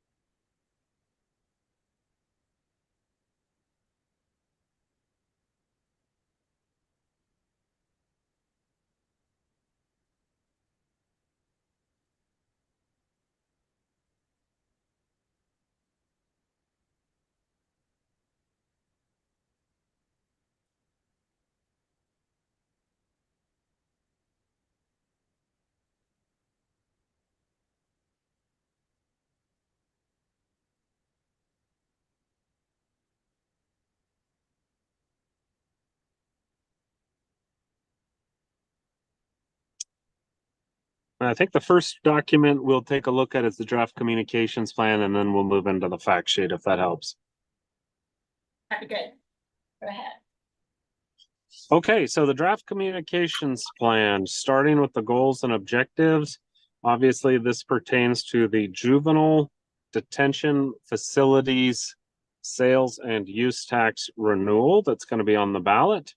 And as you can see there, we have some targeted audiences. We have received a little bit of feedback on this. And so for the board's awareness and discussion, our education campaign needs to be focused on the general public, the media. I have a comment there in the document from Jim, and he can editorialize or advise if he would like about youth serving organizations. But my thought was there are a number of those that you may wish to engage with at the community level. And so, Jim, anything you want to say about being careful with not targeting messaging or reaching out to specific groups over other groups? I don't think so, Pat. We may want to dialogue in executive session about issues dealing with the Public Disclosure Commission and be sure we don't run afoul of any of the directives from them. But no, I think that's fine, Pat. Okay, good. So we'll come back to that if needed. Local government officials and community groups. And then in terms of the key messages, I won't read them all, but in my mind, as I've been answering questions from the media, the main questions are, what kind of tax is this? It's a sales and use tax. How much is it? Those kind of things. When will the election take place? How much is it? And so they're looking for some kind of a dollar figure. When I came to the board last time, I think we had head nods on 1 cent on $10 purchase, and that's what's going, I believe, in the ballot title or ballot statement. We know that 15.8 million is collected annually. It's used solely to fund juvenile detention facilities and jails. So you see in there, we have the language about it being a renewal, not a new tax. We explain how sales tax are collected. There's a note which we can come back to again in executive session about describing how voters have supported this in the past, but we know that it's been approved 5 times. The last 4 was with more than 60% of the vote, but there's some precision there we can get into in the fact sheet.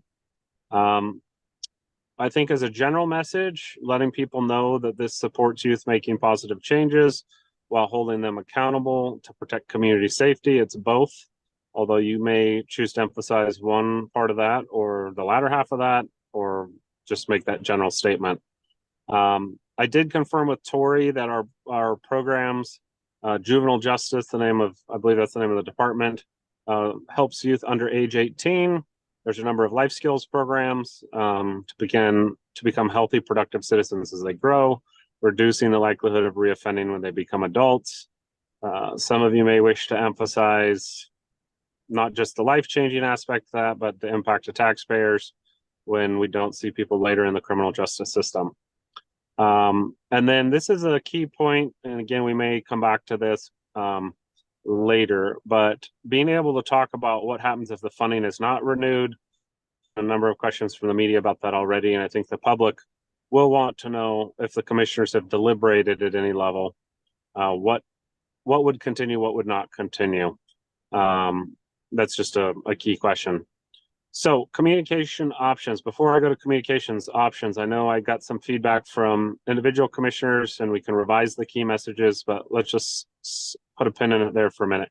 Any comments about the messages that we're developing or ideas that you all may have about things we should include?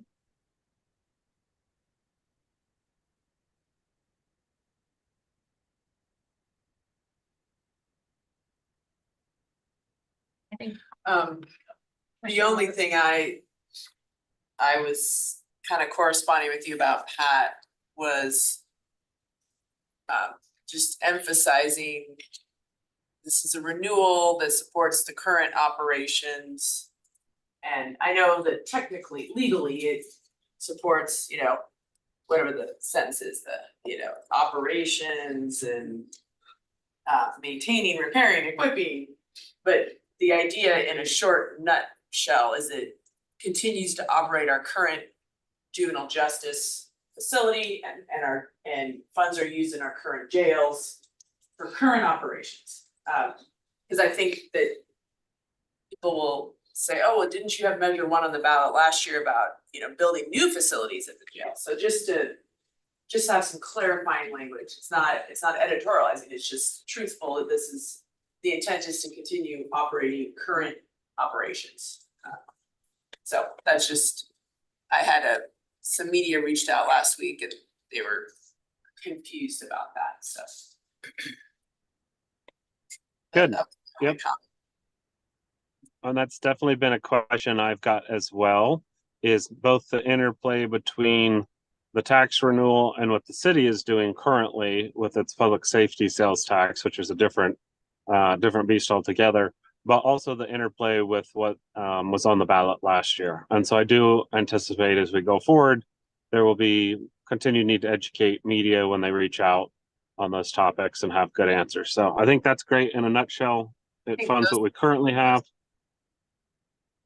If I may, those could be like in frequently asked questions. How is this different than this measure? How is this different than the city's public?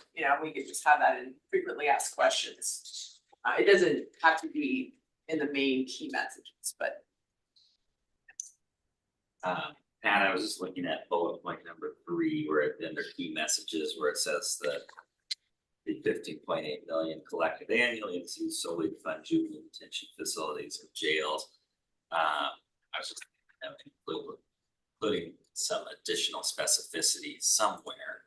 It could say, comma, including X, Y, and Z, or for example, A, B, C, if the detention officers. I know you don't want to get too deep into the minutia there somewhere else. You can see that. Yeah, Oh, it's that was in the on back. the other one. Okay, very good. And the idea here is that the key messages are the ones that, we have universal awareness on, and then in the fact sheet and the FAQs, we have deeper level of detail. But we're also trying to create a unified language bank here so that everyone is on the same message with little variation, not just for PDC compliance, which we can talk about later, but for general reinforcement of the message, for consistency on the message, but also for repetition and frequency, because we know people oftentimes hear things at least 7 times before they really start hearing what you're saying. Very good. Madam Chair. Commissioner Jordan raised an interesting issue. The reason this is identified as measure number 1 is because the auditor advised that's the measure number 1 we got. So I can see why some people might think because the county's last one was measure number 1, there's confusion, but the auditor identified that as what this would be called because it's a new election. The second issue that I think is correct, and maybe Madam Chair, you can correct me, I think the cities are gonna be called propositions, not measures. And so I remember once before, the counties were called propositions in the cities, and that was really confusing. Now ours are measures and theirs are propositions. So that I hope will help with the measuring, with the messaging. Yeah, and what I don't know is can we change the number? Or does it have to always start with number 1 each election cycle? Madam Chair, I did contact the elections manager and I didn't ask that exact question. I asked him what we should identify it as. He said measure 1, but I haven't had that dialogue with him. And so possibly either Chris or I can have that additional dialogue and to see if that would be a ministerial change, something that they could do, because frankly, if we would have put it just blank, they would have put 1 in, but I'll be more than happy to talk with them to see if they will identify it as measure number 2 for the various reasons that we talked about. Or measure number. Huh? Or some other measure. Yeah. Measure A. What's our lucky number? 17. measures. Yeah. Let's go alphabet. Right. But I do know, yes, the cities are always propositions and the counties are always measures, just to differentiate between the 2. And typically you always start with number 1 and work your way down. So. Madam Chair, I might step out of the room and call Mr. McLaughlin right now to check on that so I can report back to you, because I think it's important, and Chris is familiar with all this stuff anyway, so. Jim, if they want, like, in an order or a sequence, just could we do measure A? I understand what you're Not a saying. number, we'll go, okay, A, it's the first one, A. I'm sure Mike will know the answer, Madam Chair, so you excuse me and I'll get that information shared. Thank you. I just, Commissioner, go ahead, Commissioner Walworth. Thank you, Madam Chair. So the only other thing I thought are you wanting more feedback on the plan first, Pat, before we move to the fact sheet? yes, a couple of items I'll go through to the fact sheet. I'll just save my comment until we get to the fact sheet. Great. Okay, so looking at, see what Ron has on the screen. If you want to go back up to the options real quick, Ron, to the other document. Yep, okay. So in the communication options, this is what I would like some direction from the board on, and I can make recommendations as well. But in the past, for measure 1, if you go search measure 1, and county or Spokane County, you'll come up with the old website and all of the old media reporting on it. So I think whatever Jim comes back with is actually important, because creating something new when people go search for information about this will be important. I would recommend we do a web page, even if it's just as simple as loading up our FAQ document on there to get started, with links to the Juvenile Justice Department, more information, just as a one source platform for people who are looking for information, and that will then start getting up in the search for this. And then a video. Now the website is within existing resources of my department to provide. The video, though, would likely be an outsourced product, and those typically range from $3,500 to $5,000.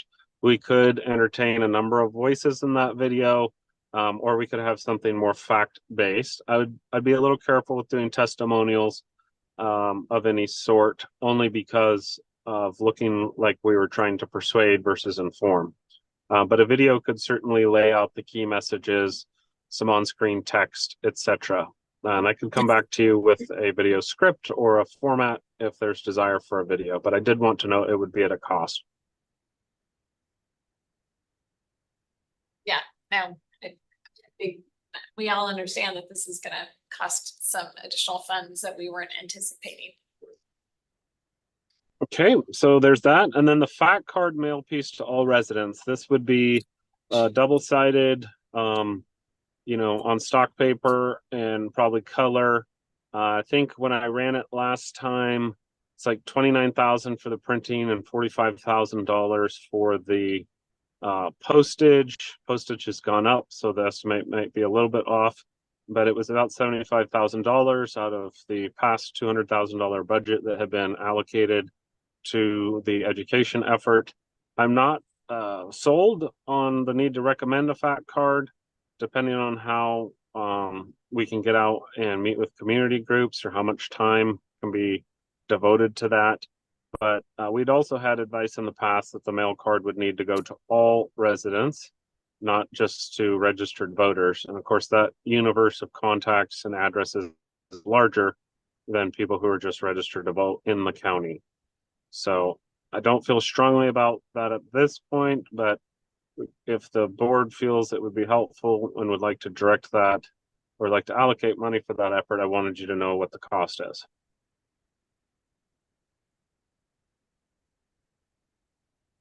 So, Keep going. yeah, keep going, but I guess I would just say, can you, I think we'll, during the break, come up with what that budget really looks like. I think we'll have some discussions on that, so. Okay. What do you think it's gonna really need to be? I think a fact sheet is nice to have to hand out. That if it can be like a smaller, almost like a rack card type thing is nice. And makes it easy to hand out and give to people, but anyway, something just as we look at this and think about it.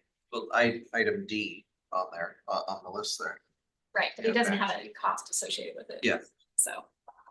Yeah, a fact sheet last time was printed in-house. It was a 3-page document. I would encourage us to go with 1 page front and back and no staple, just something easy that could be taken out. The fact card, we did do an overrun last time, and there were kind of postcard sized things that people from the community asked if they could come and get.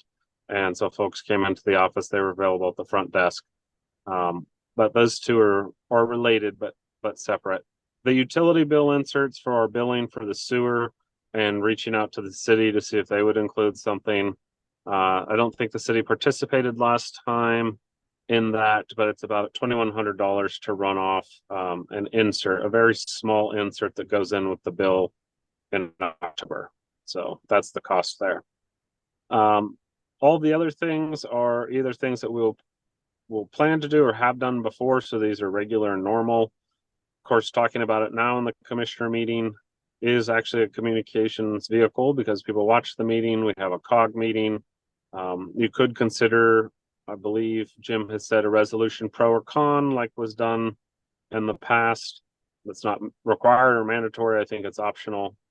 But that could drive public interest and attention into the measure. We have planned to mention it in the state of the county.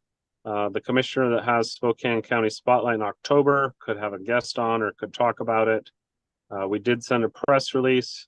In the past, we've had press conferences or a media tour, let's say, of going to the detention facility, or just kind of a field trip over there, meeting with some, interacting with some of the stuff, and so that's something that could be entertained. Of course, responding to media requests, commissioners are doing that. I'm doing that. But there undoubtedly will be interest and media interest as we continue. Social media posts, etc. That's all within existing resources. Now, M, N, and O, that I think is probably something at the individual commissioner level.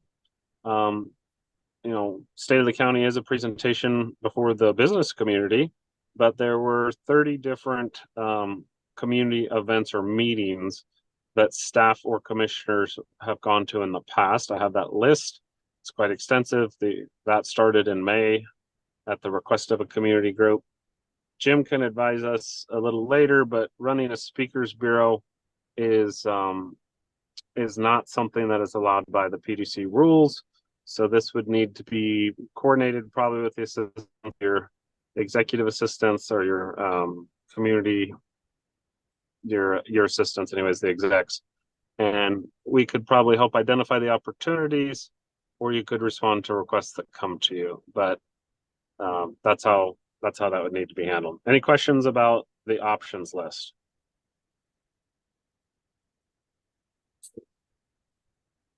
So I have the spotlight for August, which means September and October are gonna be Chris and Amber.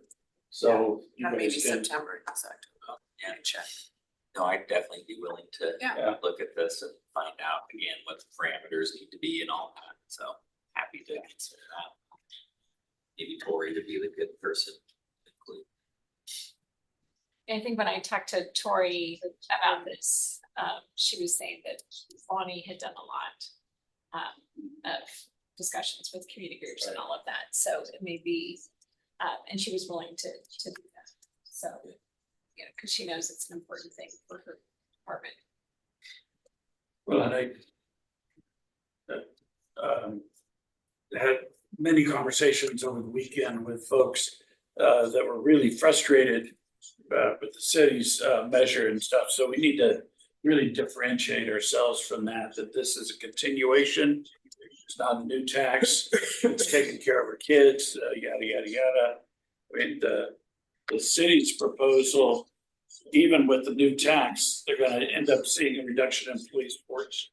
The mayor's budget was 9.4 million out of the police department. This new measure only raises 6.7, so we're still gonna see a reduction in police. That's got a lot of folks really frustrated. Gonna be paid more and getting less. So differentiating ourselves from that's gonna be really important. I guess for me, it's like, you know, just focusing on ours and what ours is, and that's the city's. It's different. I know there's gonna be an inclination to combine them too. It's gonna be unfortunate. I don't think there's a inclination to combine the two. No, not in the thought process, because they're both gonna be on the ballot. And for city residents, they're gonna end up with two propositions and stuff, so that's what I was getting at in terms of, we're not physically combining, you know. Okay. And again, it'll be interesting where they land on the ballot, because I think ours appears first. Should be. In the cities. So I think every single church, I think it's a pretty good outline. Pat, you got a lot of good things on here, and some of this has to be done off of, you know, county time, you know, related to presentations and such. But I think with the timeline, it'd be really good to get a more detailed, you know, when can we get something up on the website? When can we have those talking points ready? Because if the COG is in that first week of September, that's a great opportunity to educate the other jurisdictions in the county about the sales tax, what it's used for, why it's important, just for the county budget, for our responsibilities to provide those services, so. No, so that would be, I know the plan is, we talked about to have it ready for the COG and then as well as the state of county. So, which would be the September 26th. So do we need to schedule like a budget work session or strategic planning then to look at the possibility of other sources of funds? That's one of the key messages. If funding is not renewed, the county would need to identify other sources of funds, and we need to have that I conversation. think we need to have Tori come in. I mean, Scott and I talked about that, and we were just putting this agenda together, that we need to have Tori come in and really do a presentation to us as to what is happening, what is required to happen in juvenile detention versus what they're doing that is extra that all this is paying for. Okay. So those would be the items that we would be making decisions on if it doesn't pass.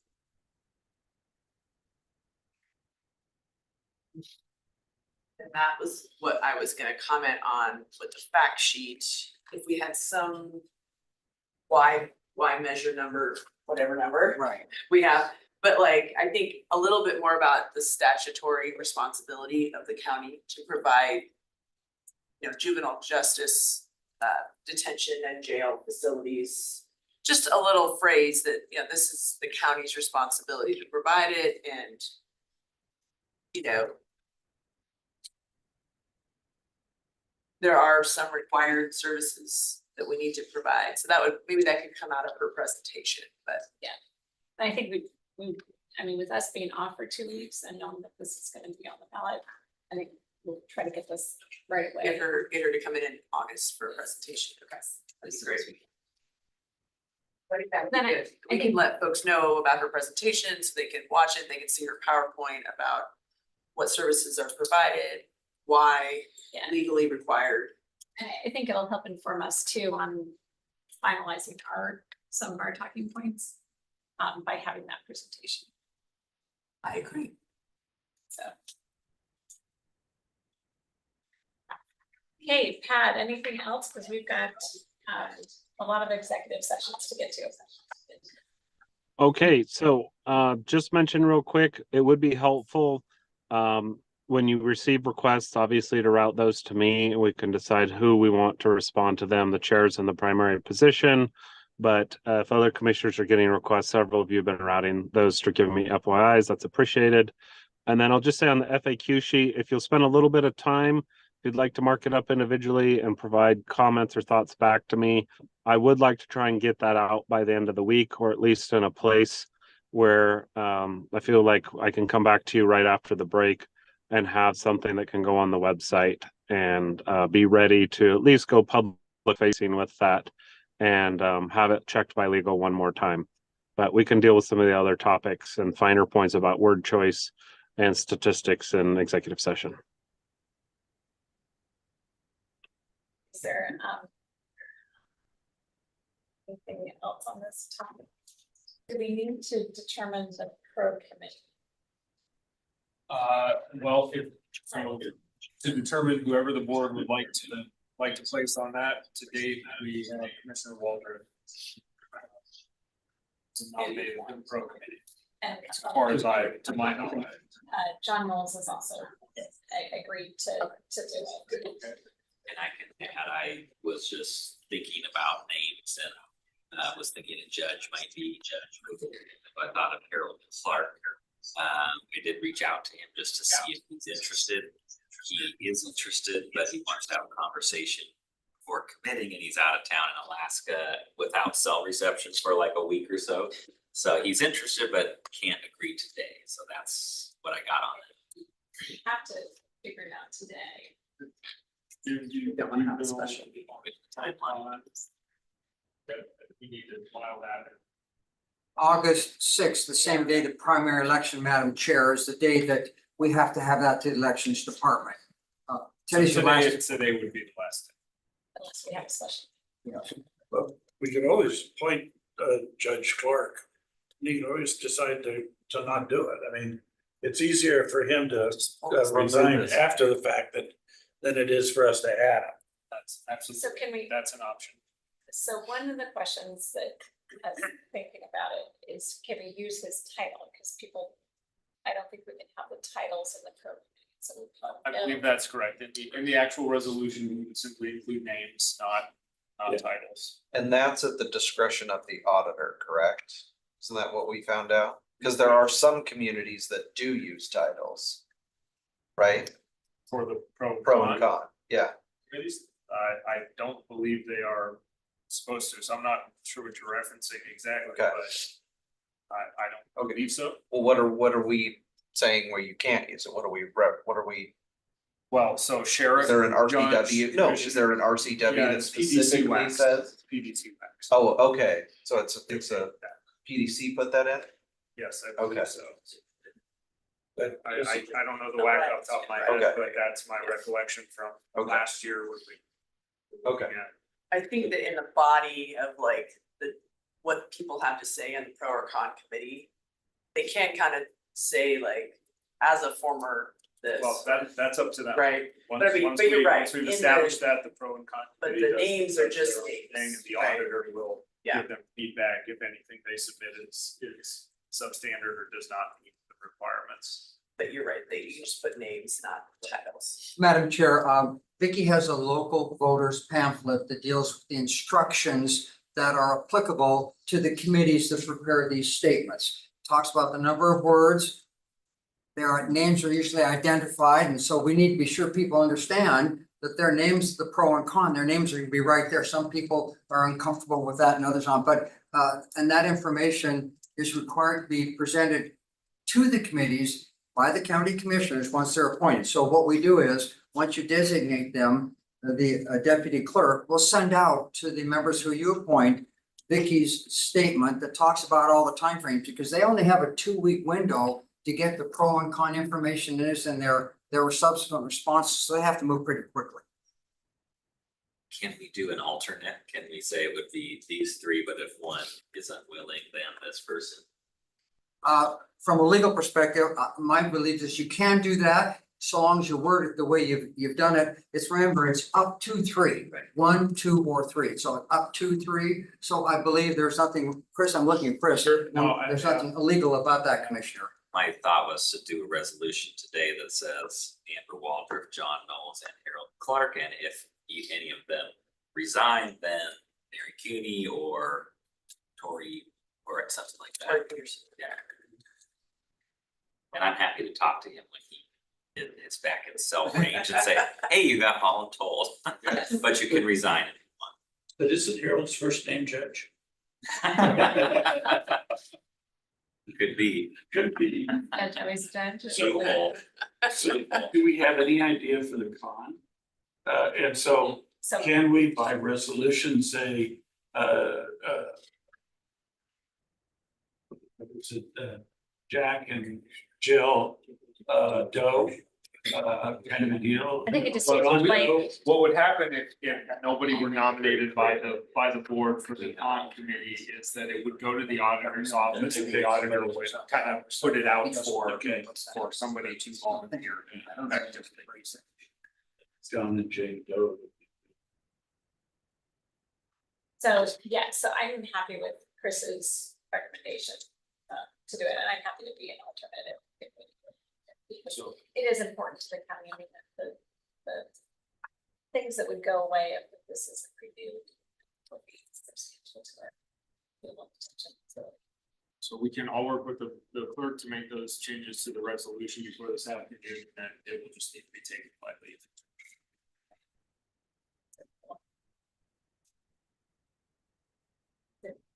Madam Chair, when you're through with this, I'd like to report back on my conversation with Mike McLaughlin, the election director, and make a suggestion. Go ahead and do that. I contacted the elections manager, Mike McLaughlin, and I shared with him some concern that by using the terminology measure 1 on this ballot measure, it may be confusing to the electorate. And I said, is it possible that we could identify this as measure 2 or measure A or B? And he said, Jim, he said, some counties continue to increase their measures as they go along. For instance, the first one they do last year was measure 1. This one is measure 2. If we have another one, it's measure 3. And so he said he would check into that and report back to me. What I would like to suggest to the chair is that the board pass a motion authorizing the chair to send a letter to Mike McLaughlin once he reports back to me where you would agree that we can change ours because it says measure 1 to measure 2. He said it may be that we have to go to measure A. I said, so I'm looking to the board members, so there's no issue about whether or not we change this. I would recommend that we have a motion by someone on the board authorizing the chair to send a letter to the elections department, modifying it from measure 1 to measure 2 or measure A, as Mr. McLaughlin identifies, and then Mike will automatically do that based upon that letter. If that's where you'd like to go. Yeah, if we want to make a motion now, I can open it up to the public and just approve it at this point in time. Or do we need to do it by leave? I think we could do it right now, Madam Chair, but we'd have to make the motion and second, and before we vote on it, of course, you'd have to ask for, and incidentally, Madam Chair, when I talked to Mike, Mike said, Jim, I would probably do this by someone calling me, but I would like to have something a little bit more formal, just so there's no question about it, because it's so critical. I agree. So moved. So second. What are we picking for? Oh, well, the elections office will determine. They'll just do it. We don't want to send them a recommendation. of what we Well, want? I would my suggestion, Madam Chair, was a motion be made that the chair can send a letter to the election manager indicating that the county's ballot measure, instead of being identified as measure 1, could be measure 2 or measure A, depending upon what we're advised by the election manager. That's what I thought I heard Chris say that. Exactly. Yeah. Word for word. Yeah, exactly. Okay, so I have a motion and a second, to have the chair send a letter to the elections department, requesting that we change the measure to either number 2 or A based on their recommendation. Since we are making a motion, we're voting on this, I will open it up for public comment. So if there is anyone that would like to comment in the room or online, please raise your hand if you're on Zoom, or *9 if you're on the phone. First call for anyone wishing to comment. Seeing no one in the room or no one online. Second call for anyone wishing to comment. Third and final call for anyone wishing to comment. Seeing no one online and no one in the room, I will close the public comment and call for the vote. All those in favor, please signify by saying aye. Aye. Aye. Motion passes unanimously. Thank you. And that's gonna then take us to, are there any miscellaneous items to come before us? Before we go into executive session? One very quickly, circling back to the sewer bill appeal that we didn't have pending. That is waiting for a decision from the board. The board can meet in a closed session. It's technically not executive session because it's not covered under the OPMA. So could meet at any point that is convenient to review both the recommendation from the hearing examiner as well as the record on that matter and come to a determination. Additionally, the board prefers or would like as well to have a secondary hearing with the appellant and the county departments involved. That can be arranged as well. So we do have that pending. Closed session. Yes, as far as conducting deliberations in the quasi judicial capacity in this matter, does not need to be an open meeting, does not need to be noticed under OPMA either. So. And so when do you recommend that we hold that? It's this one has been pending for a bit, so I'm sure the appellant are eager for a final determination on this, so that can be held as soon as the board is available to get together on that. So when we get back. Yes. Yes, okay. We also do not have a legal deadline that we are trying to meet at this point in time, though. At some point there may be forced. I'm just trying to think of when our next Monday. The next Monday would be the 8th.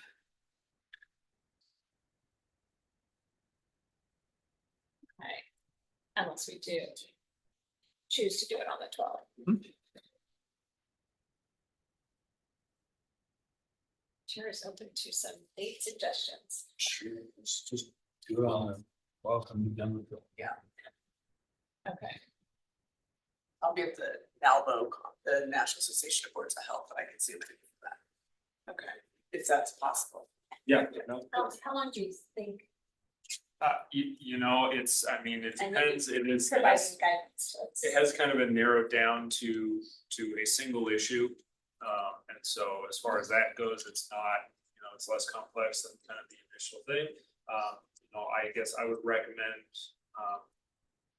set aside an hour for the deliberations in order to determine whether the record that you have is sufficient or whether you want to schedule another hearing to hear from the parties before making final determination.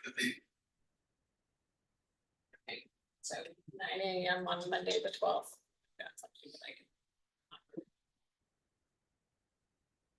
make sure meeting invite goes out to everybody, that is set up.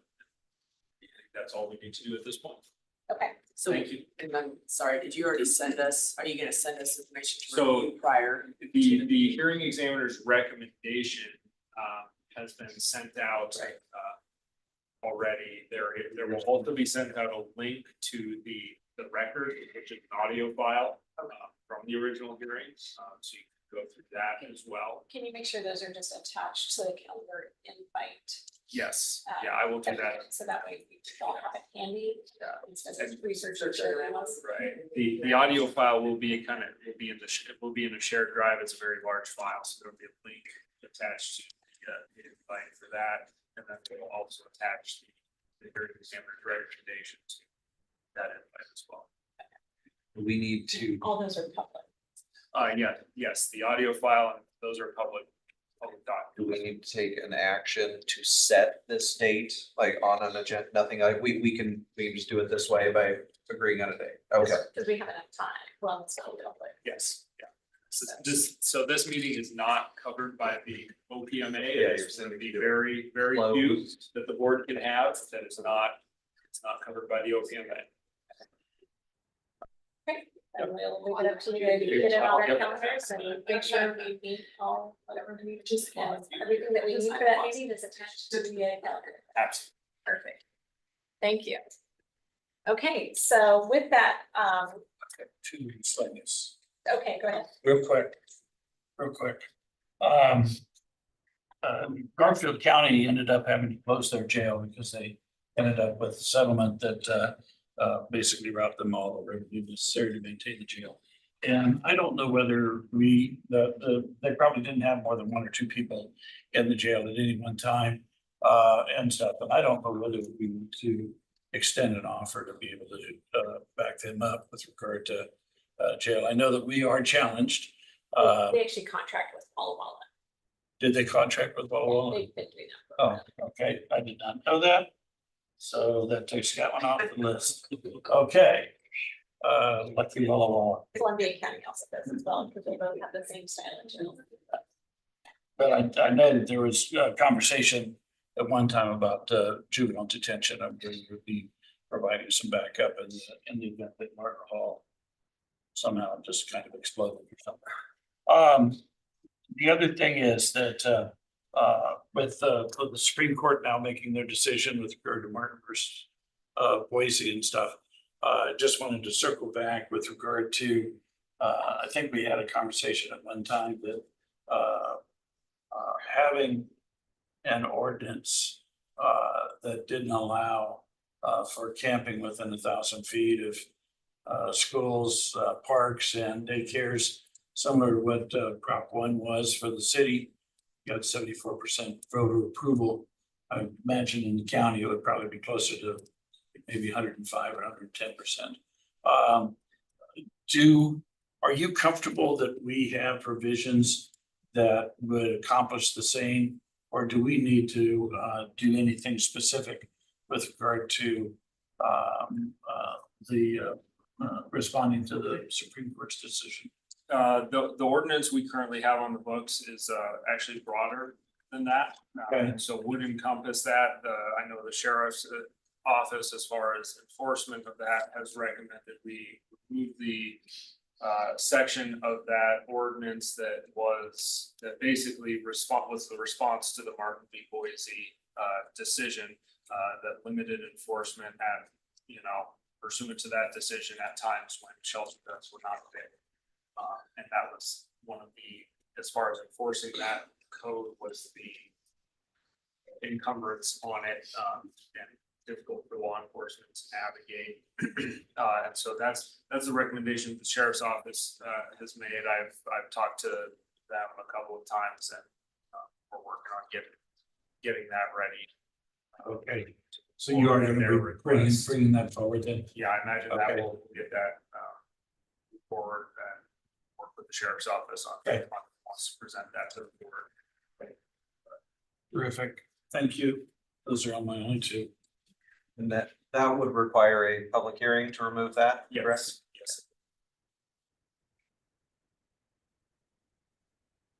No, that was it. So then we're going to, we have 3 items to go into executive session for Yes. today. All of them are under pending potential litigation pursuant to RCW 4231-10.I. The first matter should involve the board, Scott Simmons, myself, Mike Sparber, Pat Bell, and Jim Amacio. That matter will take approximately 28 minutes and no board action needed. The second matter will include the board, Scott Simmons, myself, should take approximately 15 minutes and no action. And the final matter will involve Steve Bartel, Dan Gadd, Larry Haskell, of course, the board, Scott Simmons, myself, take approximately 20 minutes and also no action. So we have a total of 55 minutes that will be in executive session. No action will be as anticipated. So at the end of that 55 minutes, we will be adjourning for the morning and be back for our 2 o'clock meeting. So we will see everybody back then. Thank you very much.